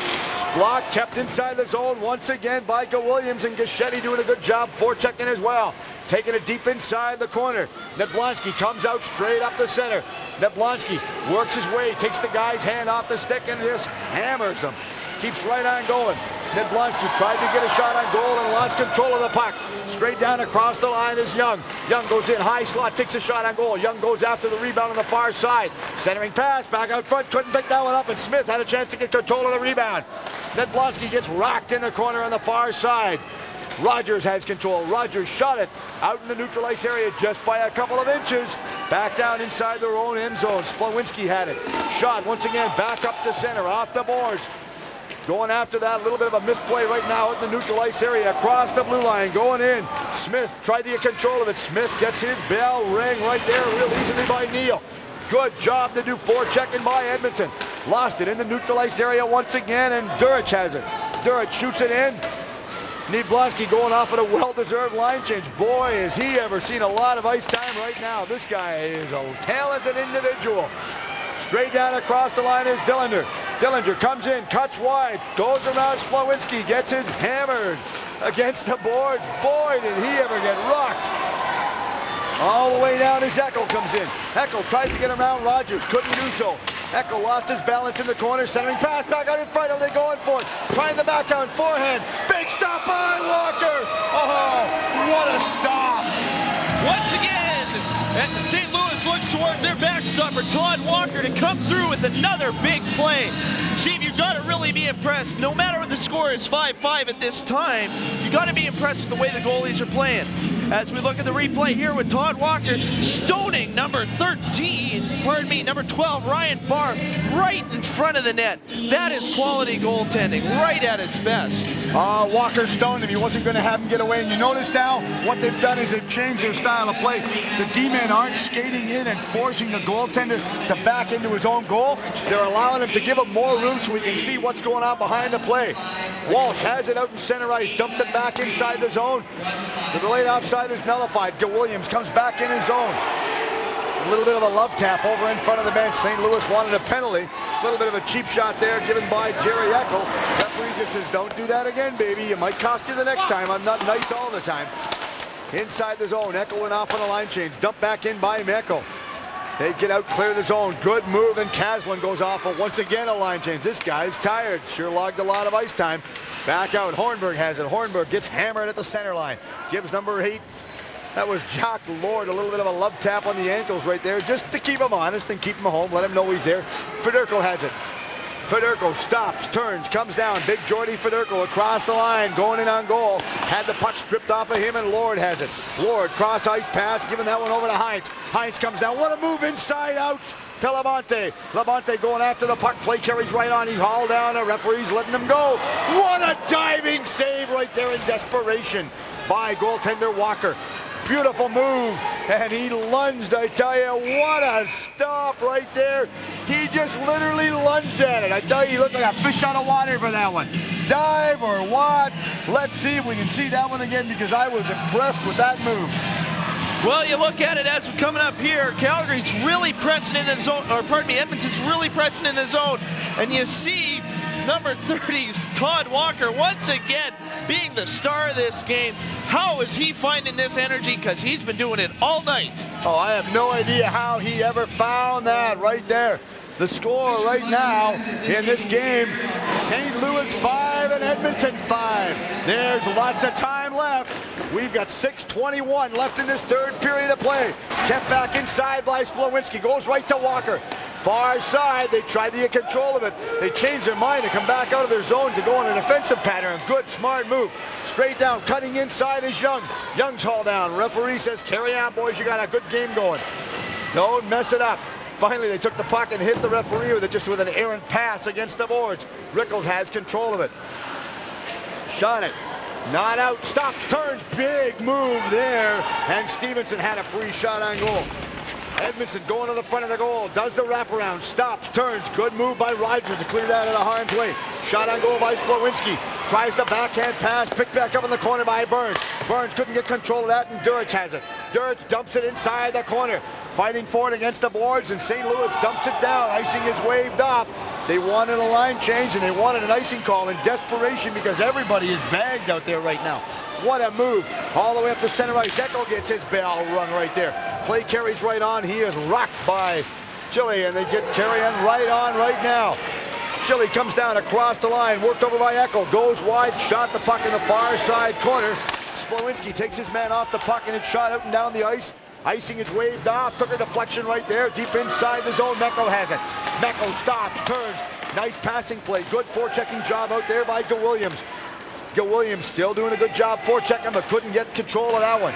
Straight up to Shilly. Shilly comes down across the line, goes into Kaufman. Kaufman's hauled down, play carries right on. Good move out here right now. Mecco takes a long shot. That's blocked out in front by Echo. Kept inside once again by Mecco. In the corner, fighting for it, and Walsh tries to get control of it. Off the boards. Walsh couldn't get his man off the puck. Still fighting for it against the boards is Shilly.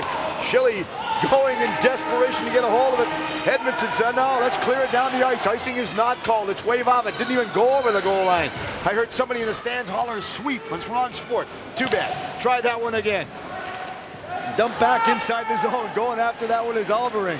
Albering picks that one up inside the corner. Shot it, but not out. Caslin has it. Caslin dumped it out in the neutral ice area. Have to clear the zone to get onside. If the attacking team touches it, that's classified in Canada as an intentional offside. Good move by Edmonton to be aware of that. They didn't touch it. They were going to and changed their mind. Albering has it. Albering shot it around the boards to Caslin. Caslin had it. Works it off the boards. Straight up to Fedorko. Fedorko's up at center ice. He gets hammered. Baby, keep your head up. You're looking for a taxi to go home in. Taking it, Caslin gets rang behind the net. Shot it around the boards. Mecco going after that. Stopped. Rogers keeps it inside the zone and onside. Shot on goal, and Yarman just watches that one go wide. Laborde takes a shot towards the goal. Deflected in front. Caslin couldn't get a hold of it. Oh, these guys are playing great. Fedorko has it. Walks out of his own corner, centering ice. Oh, couldn't get a good shot away, and Laborde has it. Laborde takes his time. Dumps it down. Give me a whistle, boys. Rogers has control of it. Stops inside his own zone. Everybody's having a line change. Fedorko sidesteps a good check right there. Good play by Fedorko to miss that one. That's where injuries happen. And shot out of play. And we're going to have a stoppage with 3:05 left to score. St. Louis 5, Edmonton 5. You know, you really got to wonder about what Edmonton Knights Columbus's game plan is. They weren't icing the puck. They didn't want to let St. Louis get the line change in. They were making the shifts for St. Louis end up very long. I bet you Jordy Fedorko on that shift spent up to 1 minute and 10 seconds on that shift. Oh, he did. He had a lot of ice time out there. Logging that one right now. Coming straight down inside the zone. Going towards the front of the goal is Smith. Trying to get control of the rebound. Couldn't get it. Good move, and Young was hauled down. Inside the zone. St. Louis trying to work it out of the zone right now. Beautiful back pass out there to Young. Young cuts inside. Going in. Takes a shot as Edmonton wide of the goal. Edmonton scoring one goal so far earlier on, and Gaschetti has it. Gaschetti gives it in the corner. Nice move by Gaschetti to give that one off to Smith. Centering pass right out. Walker covers the short side of the goal. Long shot by Smith once again. Deflected wide. Good move there by Neal to steer that one in the corner. Neal holds on that one. Gets that out of harm's way. Moves it. Young still in control. Trying to get it back, and Ricketts shoots it, but not out. Works his way out of his own zone. Ricketts worked over by Young. Young steals it. Comes inside. Gets hammered by Hammerling. Nice move, and Hammerling takes him off the puck. Tackles him down. Play carries right on. Shot out and down the ice. We have an icing and a couple of players mixing it up, but nothing called yet. 2:10 left, David. They're sitting on the beach having a party out there. But you got to look at it. 5-5. Game's tied. 2:10 left in the third period. These boys are getting tired. They're playing their hearts out. This is what they want. The championship team receives $5,000 worth of team rings that say the Abbotsford International Bantam Hockey Tournament champions. The boys want that. Both teams want that. This one's going down to the wire. This one's going down to the wire, and it's going to be an interesting finish. Don't touch that dial. We're in for exciting hockey action. Shot on goal. Big stop by Walker.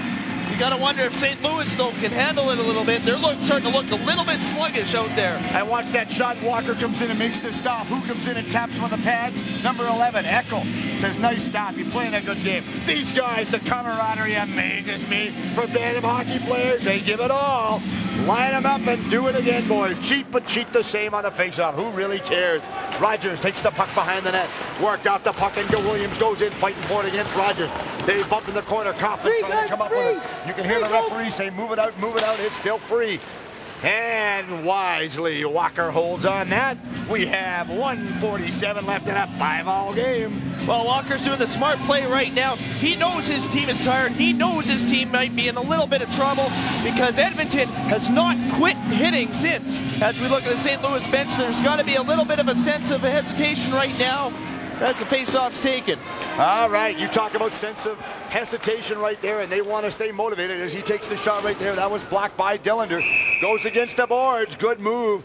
Referee Tony Wise kills it as Splawinski falls down. Safety first and foremost, and I tell everybody, all the officials that are watching, if a kid goes down and you think he's hurt, blow that stupid whistle. Don't look at him and say, move the play, move the play. Who really cares? Safety first, and if you don't think safety, get out of the sport and sell your gear. Well, that's exactly it. I mean, if a person hits the boards aren't going to move. The people are. And when bones move, they break. Yeah, I believe that. I really do. And after a little bit of knee surgery, the older you get, the tougher it is to heal, David. Takes you a long, long time. Cutting back to the inside, going in towards the front of the goal is Hines. Hines trying to get control of that. Couldn't get a good shot on goal, and the mark has it. Dumped it back down into the neutral ice area. Deep inside the Edmonton zone. Going after that is Splawinski. Splawinski, good job taking his man off the puck, and Labonte has it. Labonte hammers him. Straight up with it, coming up is Federko. Federko in the corner, centering pass. Oh, what a move to jump it. Straight out, Rogers shot, Bixton, scores!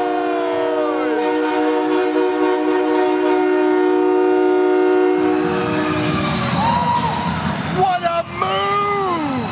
And you talk about jumping, I thought they were jumping hurdles right there. What a stop! You can see the excitement on the St. Louis Blues bench right now.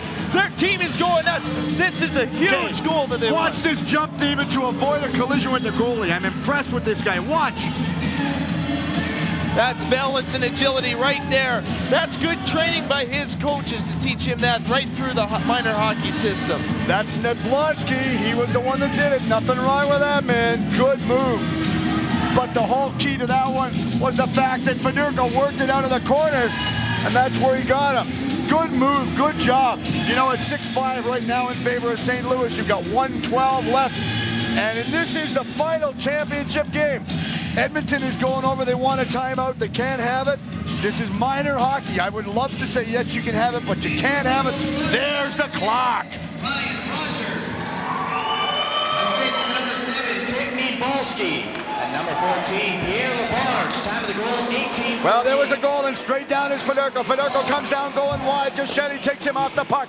Blocked out in front of the goal, and a big stop there by Yaram. Yaram's hauled down. Play carries right on. Big stop. We're in the last minute of play. Anything can happen now. Don't touch that dial. Straight down inside the zone. Walsh has it for Edmonton. Works it into his own zone all the way up, and Labarge has it at center. Dumped it back inside. The clock ticking. The goalie. Watch the goalie, David. He's a-going. There you go. Straight down. Young's down inside the zone. Going in on goal is Albering. Albering has it in the corner. Get the extra attacker on. They did. Barr has control. Working his way out of his corner. They want to change. Get somebody else out. Fresh legs are doing just that. Clock's ticking down. Don't touch that dial. Out in front pass. Right to Walker. Oh! He waved it off. No goal. The whistle went first. The whistle had gone. And that's a good play by Tony Wise on that. The referee's job is when he loses sight of the puck to blow the whistle immediately, get the play stopped, and that's exactly what he did. The key to this one, David, is I don't believe Tony lost sight of the puck. If you watch it, we get a chance to watch the replay. Watch his hand. Watch this. He didn't lose sight of it. He blew the whistle. The goaltender had control of the puck. Watch the whistle. He blows it. He moves in. Good position. Keep it going. Let it roll. Watch. He blows the whistle. And now it goes in. Now he'll wave it off. We're not going to see the wave off. Good move because he goes behind the net. Now he does the wave off. Clearly the whistle had gone first from up top in our broadcast location. They can't come up for a replay. It'd be nice if they could. Shot wide of the goal. Goes over in the corner. Trying to pick that one up is Ricketts. Ricketts shot it out around the boards on the far side. Durich has control. Durich has it. We've got 10 seconds left. Durich still in control. Back pass out of the point. Young keeping it inside the zone. Trying to get control of it. Ricketts trying to work it out. They want to stop it. They do. They get a stoppage right now. Don't mix it up now, boys. You don't need it. Oh, what a game. This is what it's all about. Who says there isn't exciting action in minor hockey today? This is great hockey. Every fan here, still here, that was here at the beginning of the building.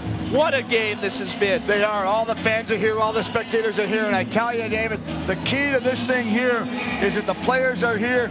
We've got 2 seconds left. You talk about an important face-off. This is so strategic. It is very important right now. Line them up. Square them up. Get set. We're going. We drop the puck. Goes down. The buzzer goes! Just a great game. Oh, what a job.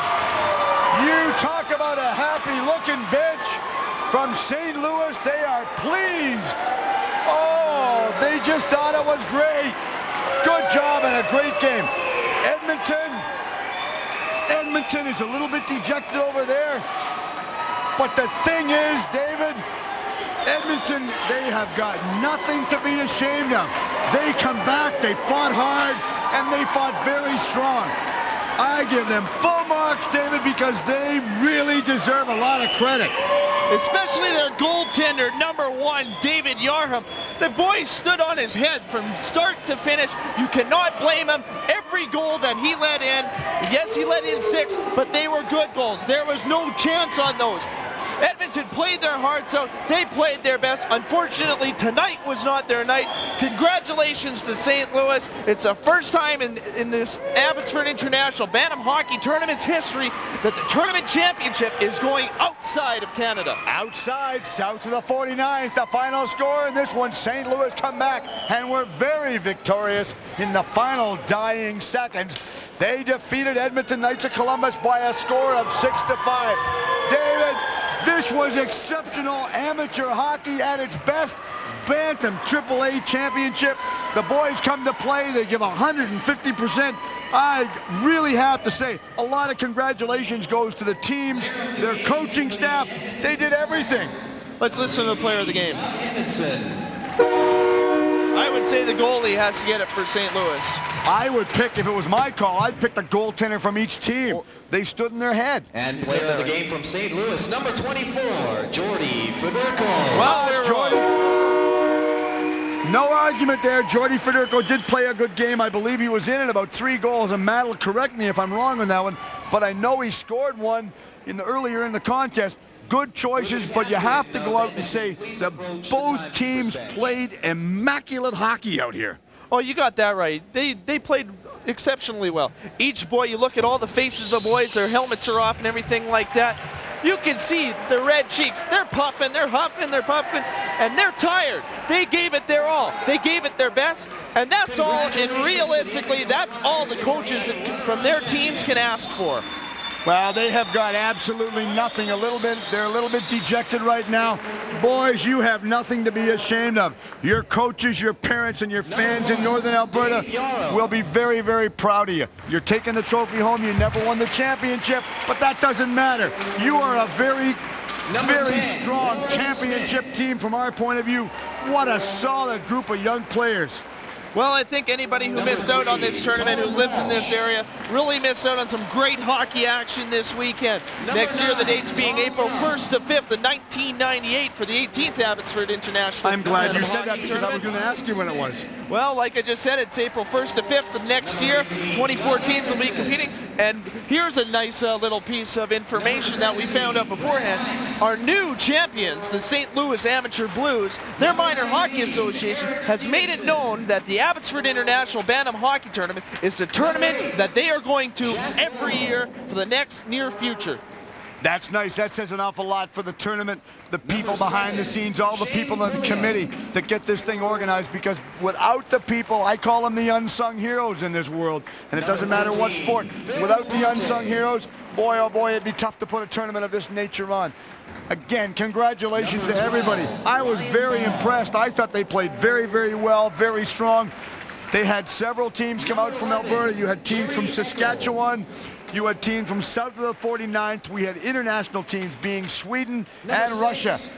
All the boys come out to play, and you know, I owe an awful lot of congratulations to the St. Louis club very personally, because I refereed one of their games the other day between St. Louis and Tumba, Sweden, and it sounds ironic and tough to believe, but we actually had an entire game where there was no penalties called.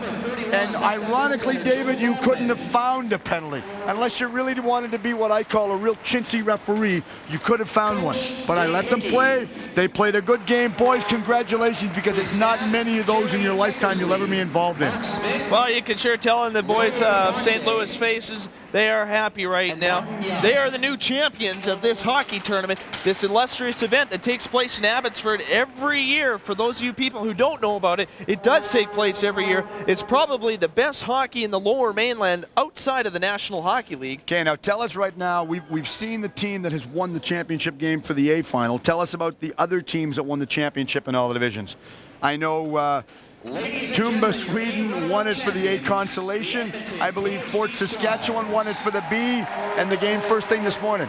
Well, Calgary Blazers won the game this morning. Oh, was that the Blazers or the Royals? Or pardon me, Royals goal. Royals beat over the Blazers? Yeah, I do believe so. I've got you thinking now, don't I, David? I wasn't here this morning. Oh, that's okay. You forgot to set your clock ahead or something. I don't know. That's but exactly anyway, what I did. You talk about entertainment. Matt's downstairs. He's trying to get an interview. And we'll talk, Matt, as the trophy gets presented to the team from St. Louis. Now, I'm not sure whether we get that song they're going to play, We Are the Champions, or not, but sometimes they have it. I see, I'm looking for him over here. He's digging, trying to find through all his tapes to locate it, but good game.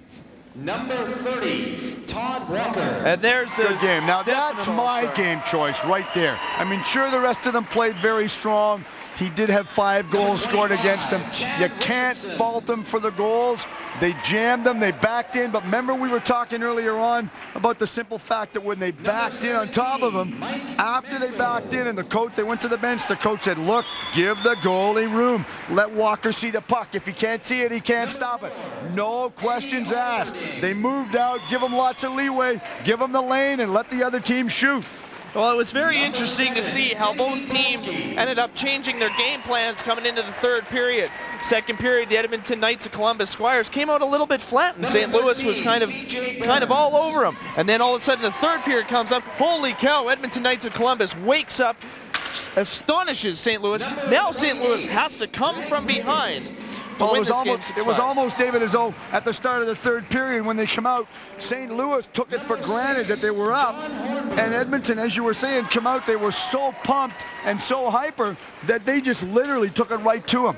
Well, you got that right. But there's, Jordy Federico may have got the All-Star for this game, or pardon me, the game MVP. But to us, the real person that kept them in was their goaltender, number 30, Todd Walker for the St. Louis. He did. Todd Walker played very, very well. Did everything except stand in his head to make the initial stops. An awful lot of credit to Yaram, David Yaram, the goaltender for Edmonton, because David Yaram also got an assist on their 5th goal. So you've got to give a lot of credit to the goaltender there as well. Both teams very talented. I give an awful lot of credit to the coaching staff. To get your team to play to this plateau and to reach this level in your playing career says an awful lot. You've got to wonder where the teams are going to be next year in the regular season, and if they will come back with the same team or if they will lose players to that, another year ahead. Well, we're going to have to definitely see. Talking to the coaching staff of the St. Louis Blues, they're definitely not coming back next year as coaches. They're moving down 4 levels, taking a new group of players, and then rebuilding them up to bring them back to Abbotsford. And I'm sure these coaches would sure like to repeat when they come back in about 4 years. Well, it's sure going to be a challenge for them if they have to come back. in and try and repeat. But boy, what a building year. Anytime you can go back and go down and start your coaching career in a younger caliber or lower division, it's got to work to your advantage. Nothing wrong with that. And I believe they've really done an insurmountable job at presenting what they've got. Congratulations to everybody on this ice. I think Matt's ready with our game star downstairs. Let's go down to Matt Ross in the selection. Thank you there, Steve. Thanks, Dave. We've got our player of the game, Jordy Federico, number 24 of St. Louis. 3 points tonight, yet you only had 5 points coming in 6 games. What attributed to your success this evening? Well, we played as a team all together, and we worked together, and when you work together, good thing happens, I guess. So that's how we played good all tournament, worked together as a team, and I think that's contributed to the whole team's success. Your team surrendered 41 shots. Is that indicative of how your team likes to play, mostly in its own end? No, we don't. We kind of suffered a little bit for a while within our own end with the shots. We were giving up too many shots, and goalie Todd Walker played great and he's kept us in the game for the most part. What will this win do to your program back home? Well, it'll make it a lot better because a lot of people are like, last year the team did well too, and this year we did better than the team last year, and it's going to make it better for all of us, make more people play for St. Louis hockey. Can we expect other teams coming from the American Midwest up to Vancouver in years to come? I hope to think so. Only one American team in it this year. It'd be nice to have some more from the United States. What's it like being the first non-Canadian team to win this tournament? It feels great. It feels really, really good. As far as your name goes, do you have to carry a lot of burden because of your name in St. Louis? Sometimes I do, like with people like, oh yeah, just like your dad's real good. And I mean, sometimes it gets a burden, but it's neat to have a dad who played in the NHL. We can learn a lot from him, get a lot of tips from him. Helps me out a lot. Certainly up here in Canada where there are thousands of Canadians who play hockey. How many play hockey in St. Louis at your age? Well, quite a few. Like a lot of people that don't know St. Louis think like United States doesn't have much hockey, but St. Louis has a real good hockey program and it's been growing over the past years. So hope to one day it'll get real big and just be noticed as a hockey town just like other towns in Canada. Besides the win, did you enjoy your stay here in Vancouver? It was great. We had a real good time. The team played great as a tournament, and that just made it a great time altogether. And that's been Jordy Federico, the player of the game for the St. Louis Blues. Now we're going to send it back upstairs to Steve and Dave. Thanks very much, Matt. Yes, had a chance to talk to Jordy's father, as I was saying earlier on in the telecast.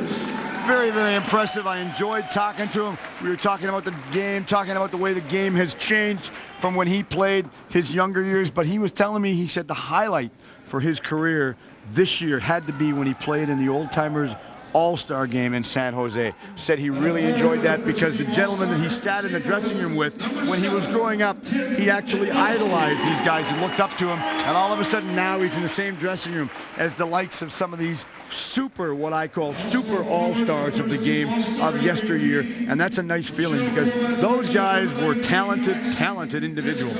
Well, you look at Bernie Federico, of course, his son Jordy playing here, like you have mentioned many times already. He was the main player traded when St. Louis acquired Adam Oates to be Brett Hull's centerman. A lot of people don't realize that. But, I mean, you look at it, him being around this team not only brings up his boys' tempo, but it brings up the whole team's. Brings everybody. David, we're looking, this is the end of the 17th.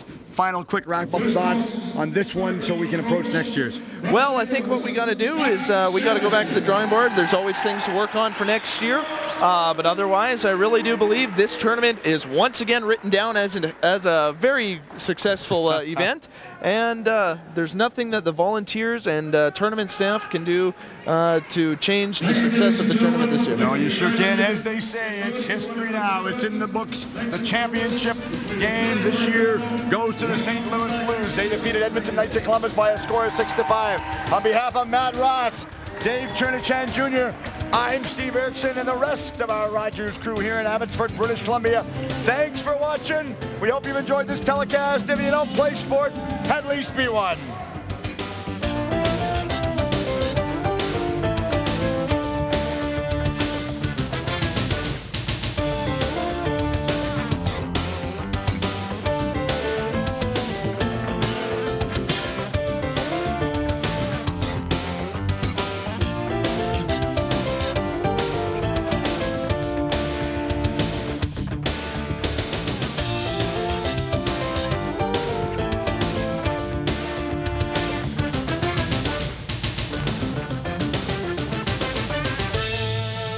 set and sit down and eat. But I think all the areas, the communities, the people pitch in, and Vancouver's a very strong area for community involvement. And for myself, who's not living here, I'm happy to be able to come and participate and join in their community in this fundraiser. Credit to the selection of Sunny Hill Health Center for Children as the official fundraising cause goes to the Clark Foundation, an organization that was formed by the Clark family of Mission out of the desire to better channel personal and corporate philanthropic efforts towards the children of BC. On the day of the tournament, it was announced that it had raised a minimum of $50,000 for Sunny Hill, a number which made Executive Committee member Fred Clark very proud. Good time. Located in Vancouver, the Sunny Hill Health Center for Children is a major assessment and rehabilitation center providing specialized services to the children with disabilities. Each year, Sunny Hill provides help to more than 2,500 children from over 210 BC communities. Fundraising events are essential for the hospital's success. Well, as you know, in this current economy of reform and restraint, that there's certainly not enough money going into healthcare right now, and that applies to children that we see here at Sunny Hill as well. It's critical now, especially with cuts in federal transfer payments coming, that we find new sources of revenue. And one way to do that, and especially through the generous donation through the Clark Foundation and the NHL Old Timers Golf Tournament, that is a way to increase sources of revenue to maintain existing programs, but also to improve and enhance programs and create new ones that were not there before. And that includes creating an enhanced presence in the Fraser Valley and the Mission Abbotsford areas so that we can better serve children with disabilities and their families closer to their own community. And what better way to raise money than a fun day of golf with some of hockey's greats facing golf humility in the name of charity.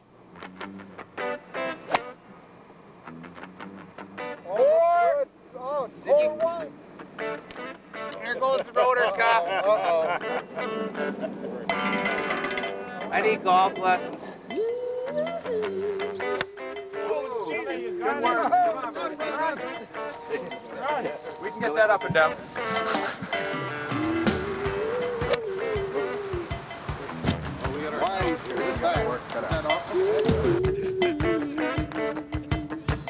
A little harder.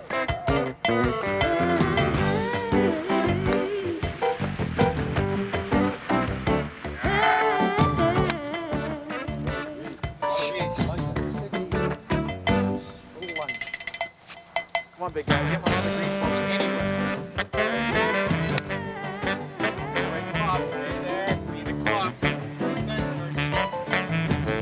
Oh, yeah. Great shot. You look like you know what you're doing, for Pete's sake, Darth. These guys are putting pressure on me every hole to hit that iron there close. We'll take it. Come off the eagle, off 18. Gonna get a birdie here. If you decline that, boy, you'd be in trouble. Well, we've had a fun day so far. It is. Good bunch of guys, and we got about 7 holes to go. We're hanging tough. We're at 6 under par, and we hear that's not bad. No, that's Conditions are kind of tough, a little cool, windy, off and on rain. Overall, good event. Great event, second year, and you know, to see a lot of former players, former teammates, former enemies. It's a special time, and you know, give something back to charity is a great way, and golf, of course, is one of the best ways to do that. Known to many in the area, Darcy played 4 seasons as a Vancouver Canuck. Over his 11-year career, Darcy scored 256 goals and has endeared himself to the Vancouver sports community. You know, our Vancouver Canuck alumni is second to none. We've got a great association. We're very strong, led by our president, Jerry Sillers, and very involved in the community, not only here in Vancouver, but throughout British Columbia. We go out and play a lot of charity games, hockey, and a lot of different things, you know, golf events. And golf is a fun way to give something back to something that's been very important to us, and that's the game of hockey. We're going to hit from way over there, it's likely. I don't know. Could have used my ball. It's 300 yards down the middle. Is that all right? When we caught up to Bobby Hall, he demonstrated that his inner ear still hadn't reached equilibrium after his helicopter flight. Actually, he's the first to admit that golf is a humbling experience for him, one that he always faces with a smile and a net full of charm. The Golden Jet broke into the NHL back in 1957 and became the first player to score more than 50 goals in a season. Hull's end-to-end rushes and blistering slap shots enabled him to lead the NHL in goal scoring for 7 seasons. He was named to 10 All-Star teams and scored 610 goals over his illustrious career. He is also one of the most personable and caring persons you'll ever meet. You find an awful lot more of the celebrity hockey players from the 6-team era participate more in fundraising events? I think we do. We were brought up a little differently than the kids today. We weren't spoiled, and we know that we have to put things back in the communities, and this is the way we have of doing it. We've always been kind of people-oriented. We played just for the sole purpose of, first of all, making a boyhood dream come true to make the National Hockey League, and then to entertain you people. We sure didn't play to pad our bankrolls. You come a long way from Point Anne. It's a long way from Point Anne to Vancouver, let me tell you that. And coming to Vancouver is something that Bobby thoroughly enjoys, especially when he gets to play at the Northview Golf and Country Club in Surrey. Designed by Arnold Palmer, home to the Greater Vancouver Open, and some beautiful scenery, even on a wet day in July.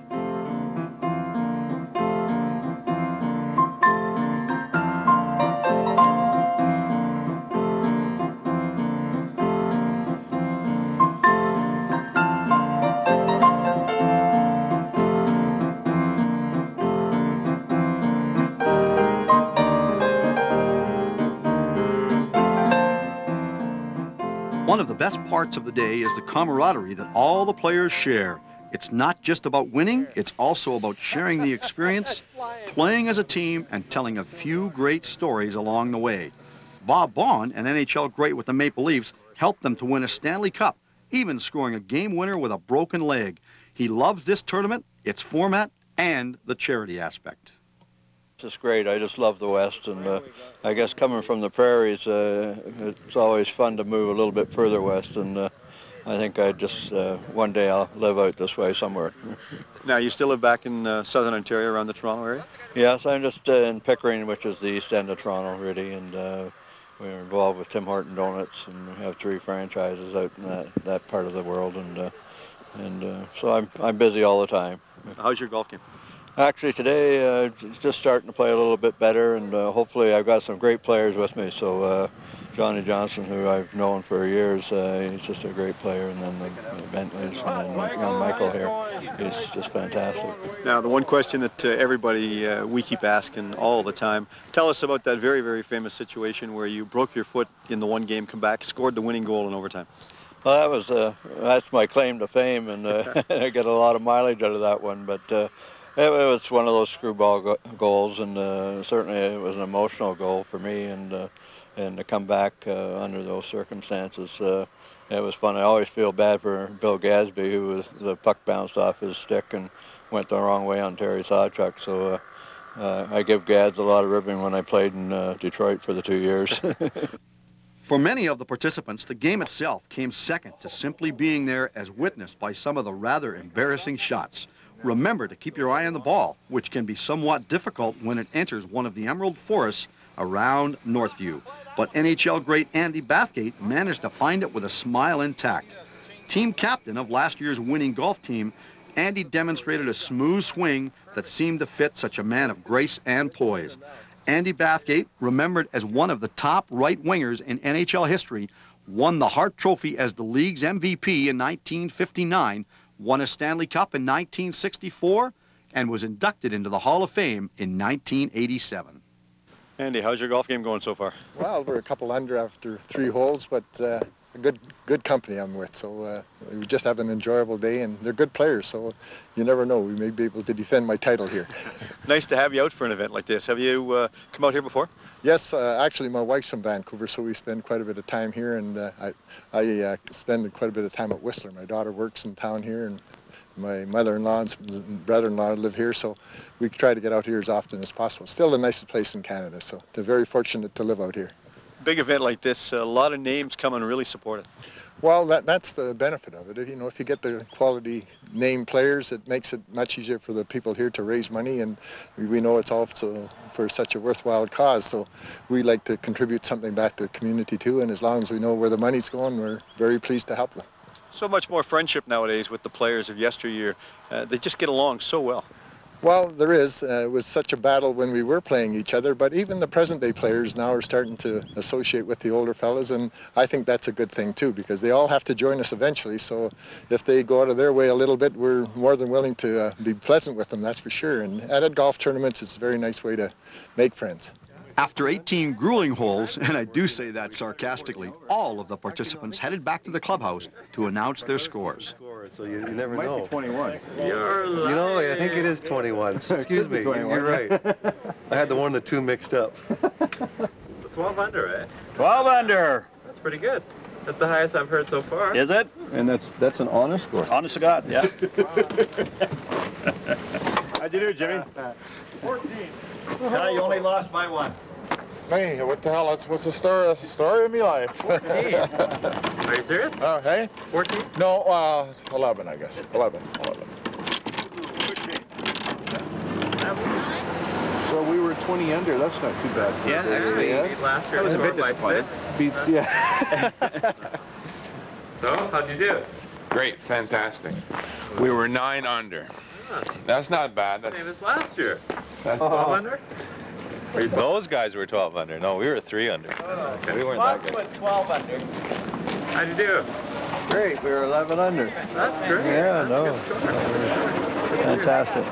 Today's events would not be complete without a silent auction, some of Dennis Hall's humor, and a special thanks to those who made it happen. And I want to make mention that the premium partners, the sponsors, the donors, last year I said of you people, you are the winners, you're the achievers, you're the nation builders, you're the risk takers, and now you're giving and sharing your success with the less fortunate in supporting this cause. We applaud you all, and we thank you all for your generosity.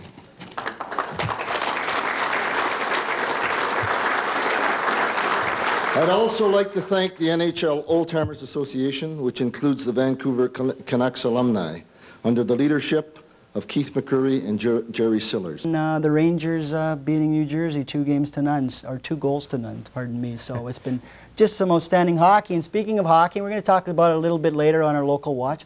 How about those South Surrey Eagles, Steve? Oh, for anyone that hasn't heard yet, the Surrey Eagles did win their game today. We're not going to tell you the score, but boy, are they ever on a roll. And we do want to let everybody know that we're going to do something when the show finishes, and mark the phone number when it comes up, because what we're going to be doing, we're going to be manning the telephones when the show finishes till 9 o'clock tonight. We're going to take your calls. We're going to be sending a telegram down to Summerside to the Surrey Eagles and wish them all the success. So if you want your name added on the telegram, phone us sometime between the time the show finishes at 9 o'clock tonight. Going to be quite interesting to see how many names we get in the telegram. Yeah, and it's a real classy move, I think, by Rogers Cable. They're going to pick up the tab for the telegram, and let's get all those Eagles fans who supported them all year to give us a call and get their names on that telegram so we can send back to the boys and wish them all the luck. Yeah, no kidding. They might need it, but I know there's 4 teams that are playing. Going to be interesting hockey. And real quick for the Junior B, the Pacific International Junior B, there's 2 more additions to the Junior B League this year that I have just been informed of. One is in West Vancouver. They're going to be playing out of the West Van Rec Center called the West Van Wave. And the other one's going to be playing back out of Ladner, and they're going to be called the Delta Ice Hawks, if you can be familiar with that. So that's going to be 2 additions. West Van plays Monday. Delta will play on Tuesday night. So new additions. Thanks for Tom Shaw for telling me that. And always great anytime you can get more junior hockey teams involved and have more players playing this sport of hockey, Steve. Well, it is, because it's a place now for our players to play. They no longer have to leave our area. And as you know, Ian, one of my pet peeves is when we lose all our players, they go stateside, they go elsewhere and play all their hockey. It's local, homegrown talent. Let's go and promote the game, because that's what we need. And you know, we talked earlier off the top of the show about this video replay, and I know you guys have just bantered this thing back to death. And quite interesting, because I think it's got its pros and cons, but I really am not quite conversant with the fact that they're doing it as much as they should. They've taken away the goal judge and taken away too much of the game, and that's the sad part about it. No, it really is, and you know, again, in spite of all the goals that have gone to replay, it's been some outstanding hockey, and you know, I mean, we went over that last week with Darcy, and just the amount of goals that they've gone upstairs that really wasn't necessary.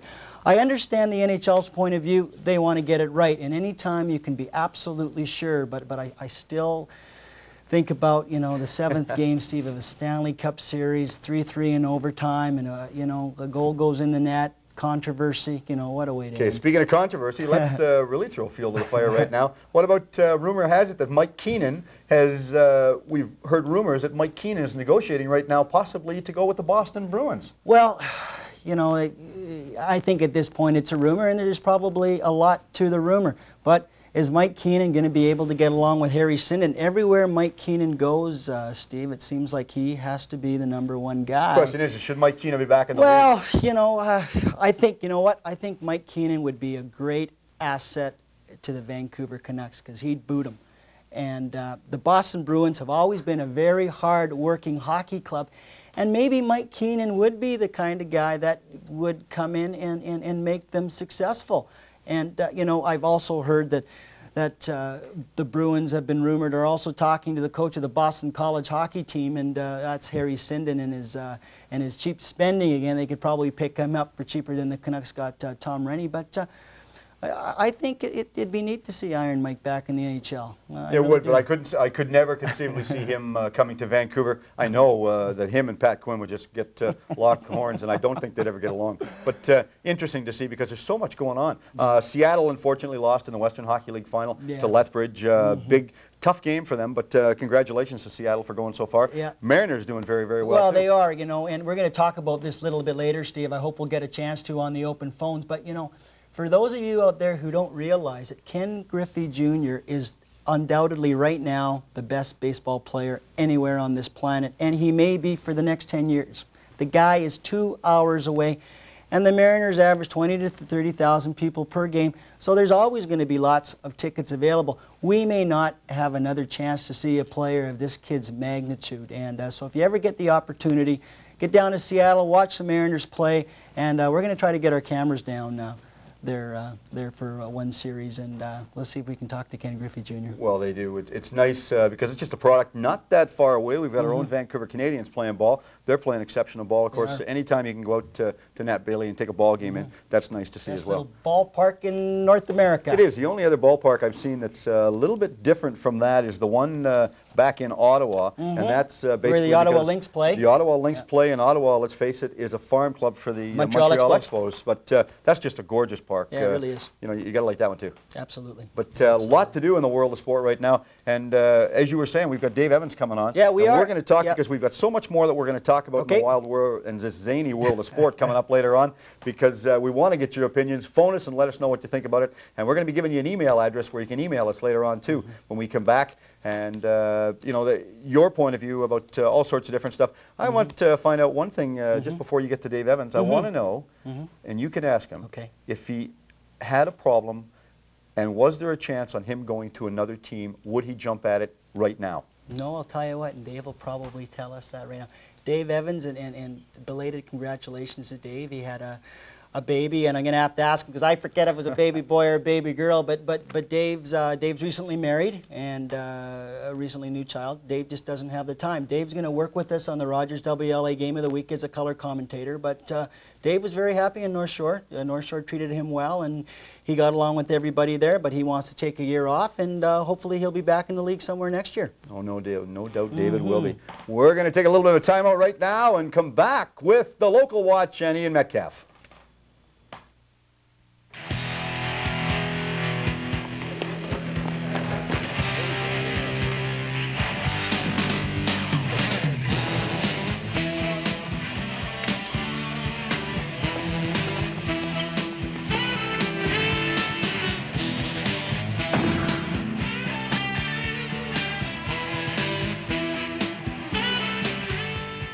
Hi, this is Dawn Bensmiller with the Tip of the Week. This week we're going to talk about carrying the ball or cradling it. And Dennis Quigley, assistant coach of the Coquitlam Adanacs, is going to help us. Dennis, can you describe to me the importance of cradling or carrying the ball? Well, if you watch kids playing lacrosse, you see some kids have no problem getting the ball down the floor, running with it. Others seem to lose the ball for no apparent reason. And basically, it's poor technique. They're not using the cradling action to keep the ball in the back of the net, and it's basically centrifugal force at play that keeps the ball in the net if it's done correctly. Sometimes some boys are too rigid in the arms. They don't use the joints and wrist action and fingertip control to keep that ball in possession. A very important skill. Okay, and can you describe to us the different ways of cradling or carrying the ball? Well, there's basically, I look at it as 3 different types of cradles. I'll call when somebody's chasing me, I'm using what I call a medium cradle. I'm sprinting and I'm using the action to assist me down the floor. If I'm not using proper arm action, it's actually going to restrict the sprinting power that I can generate. So, and then there's another type of cradle when I pick it up and I'm ready to, we call the triple threat position, where I'm ready to pass the ball, or I'm ready to shoot the ball or fake the ball, and it's in a more vertical upright position. And I'm just feeling for the ball as I hold this stick over my head in basically a horizontal position to the floor. And again, ball location and feel without having me to turn and look at my stick. I don't have to take my eye off the defender or off my own teammates. And the other one, in contact, you must cradle the ball. Otherwise, when the defender jars you, quite often the ball will go flying out of the stick again. The fact that the forces aren't being applied in the right direction, the ball shoots out of your stick because the stick isn't turned in this cradling action upon contact. So very important skill to master. Okay, thanks for joining us. That's our tip of the week, and we'll see you next week.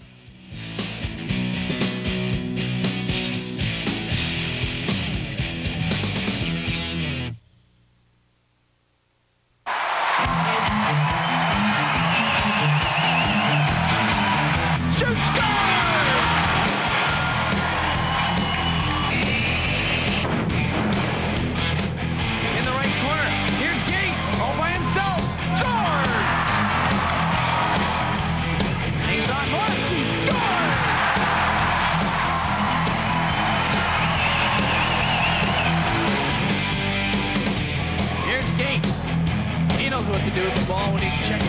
As we've got some rough stuff there,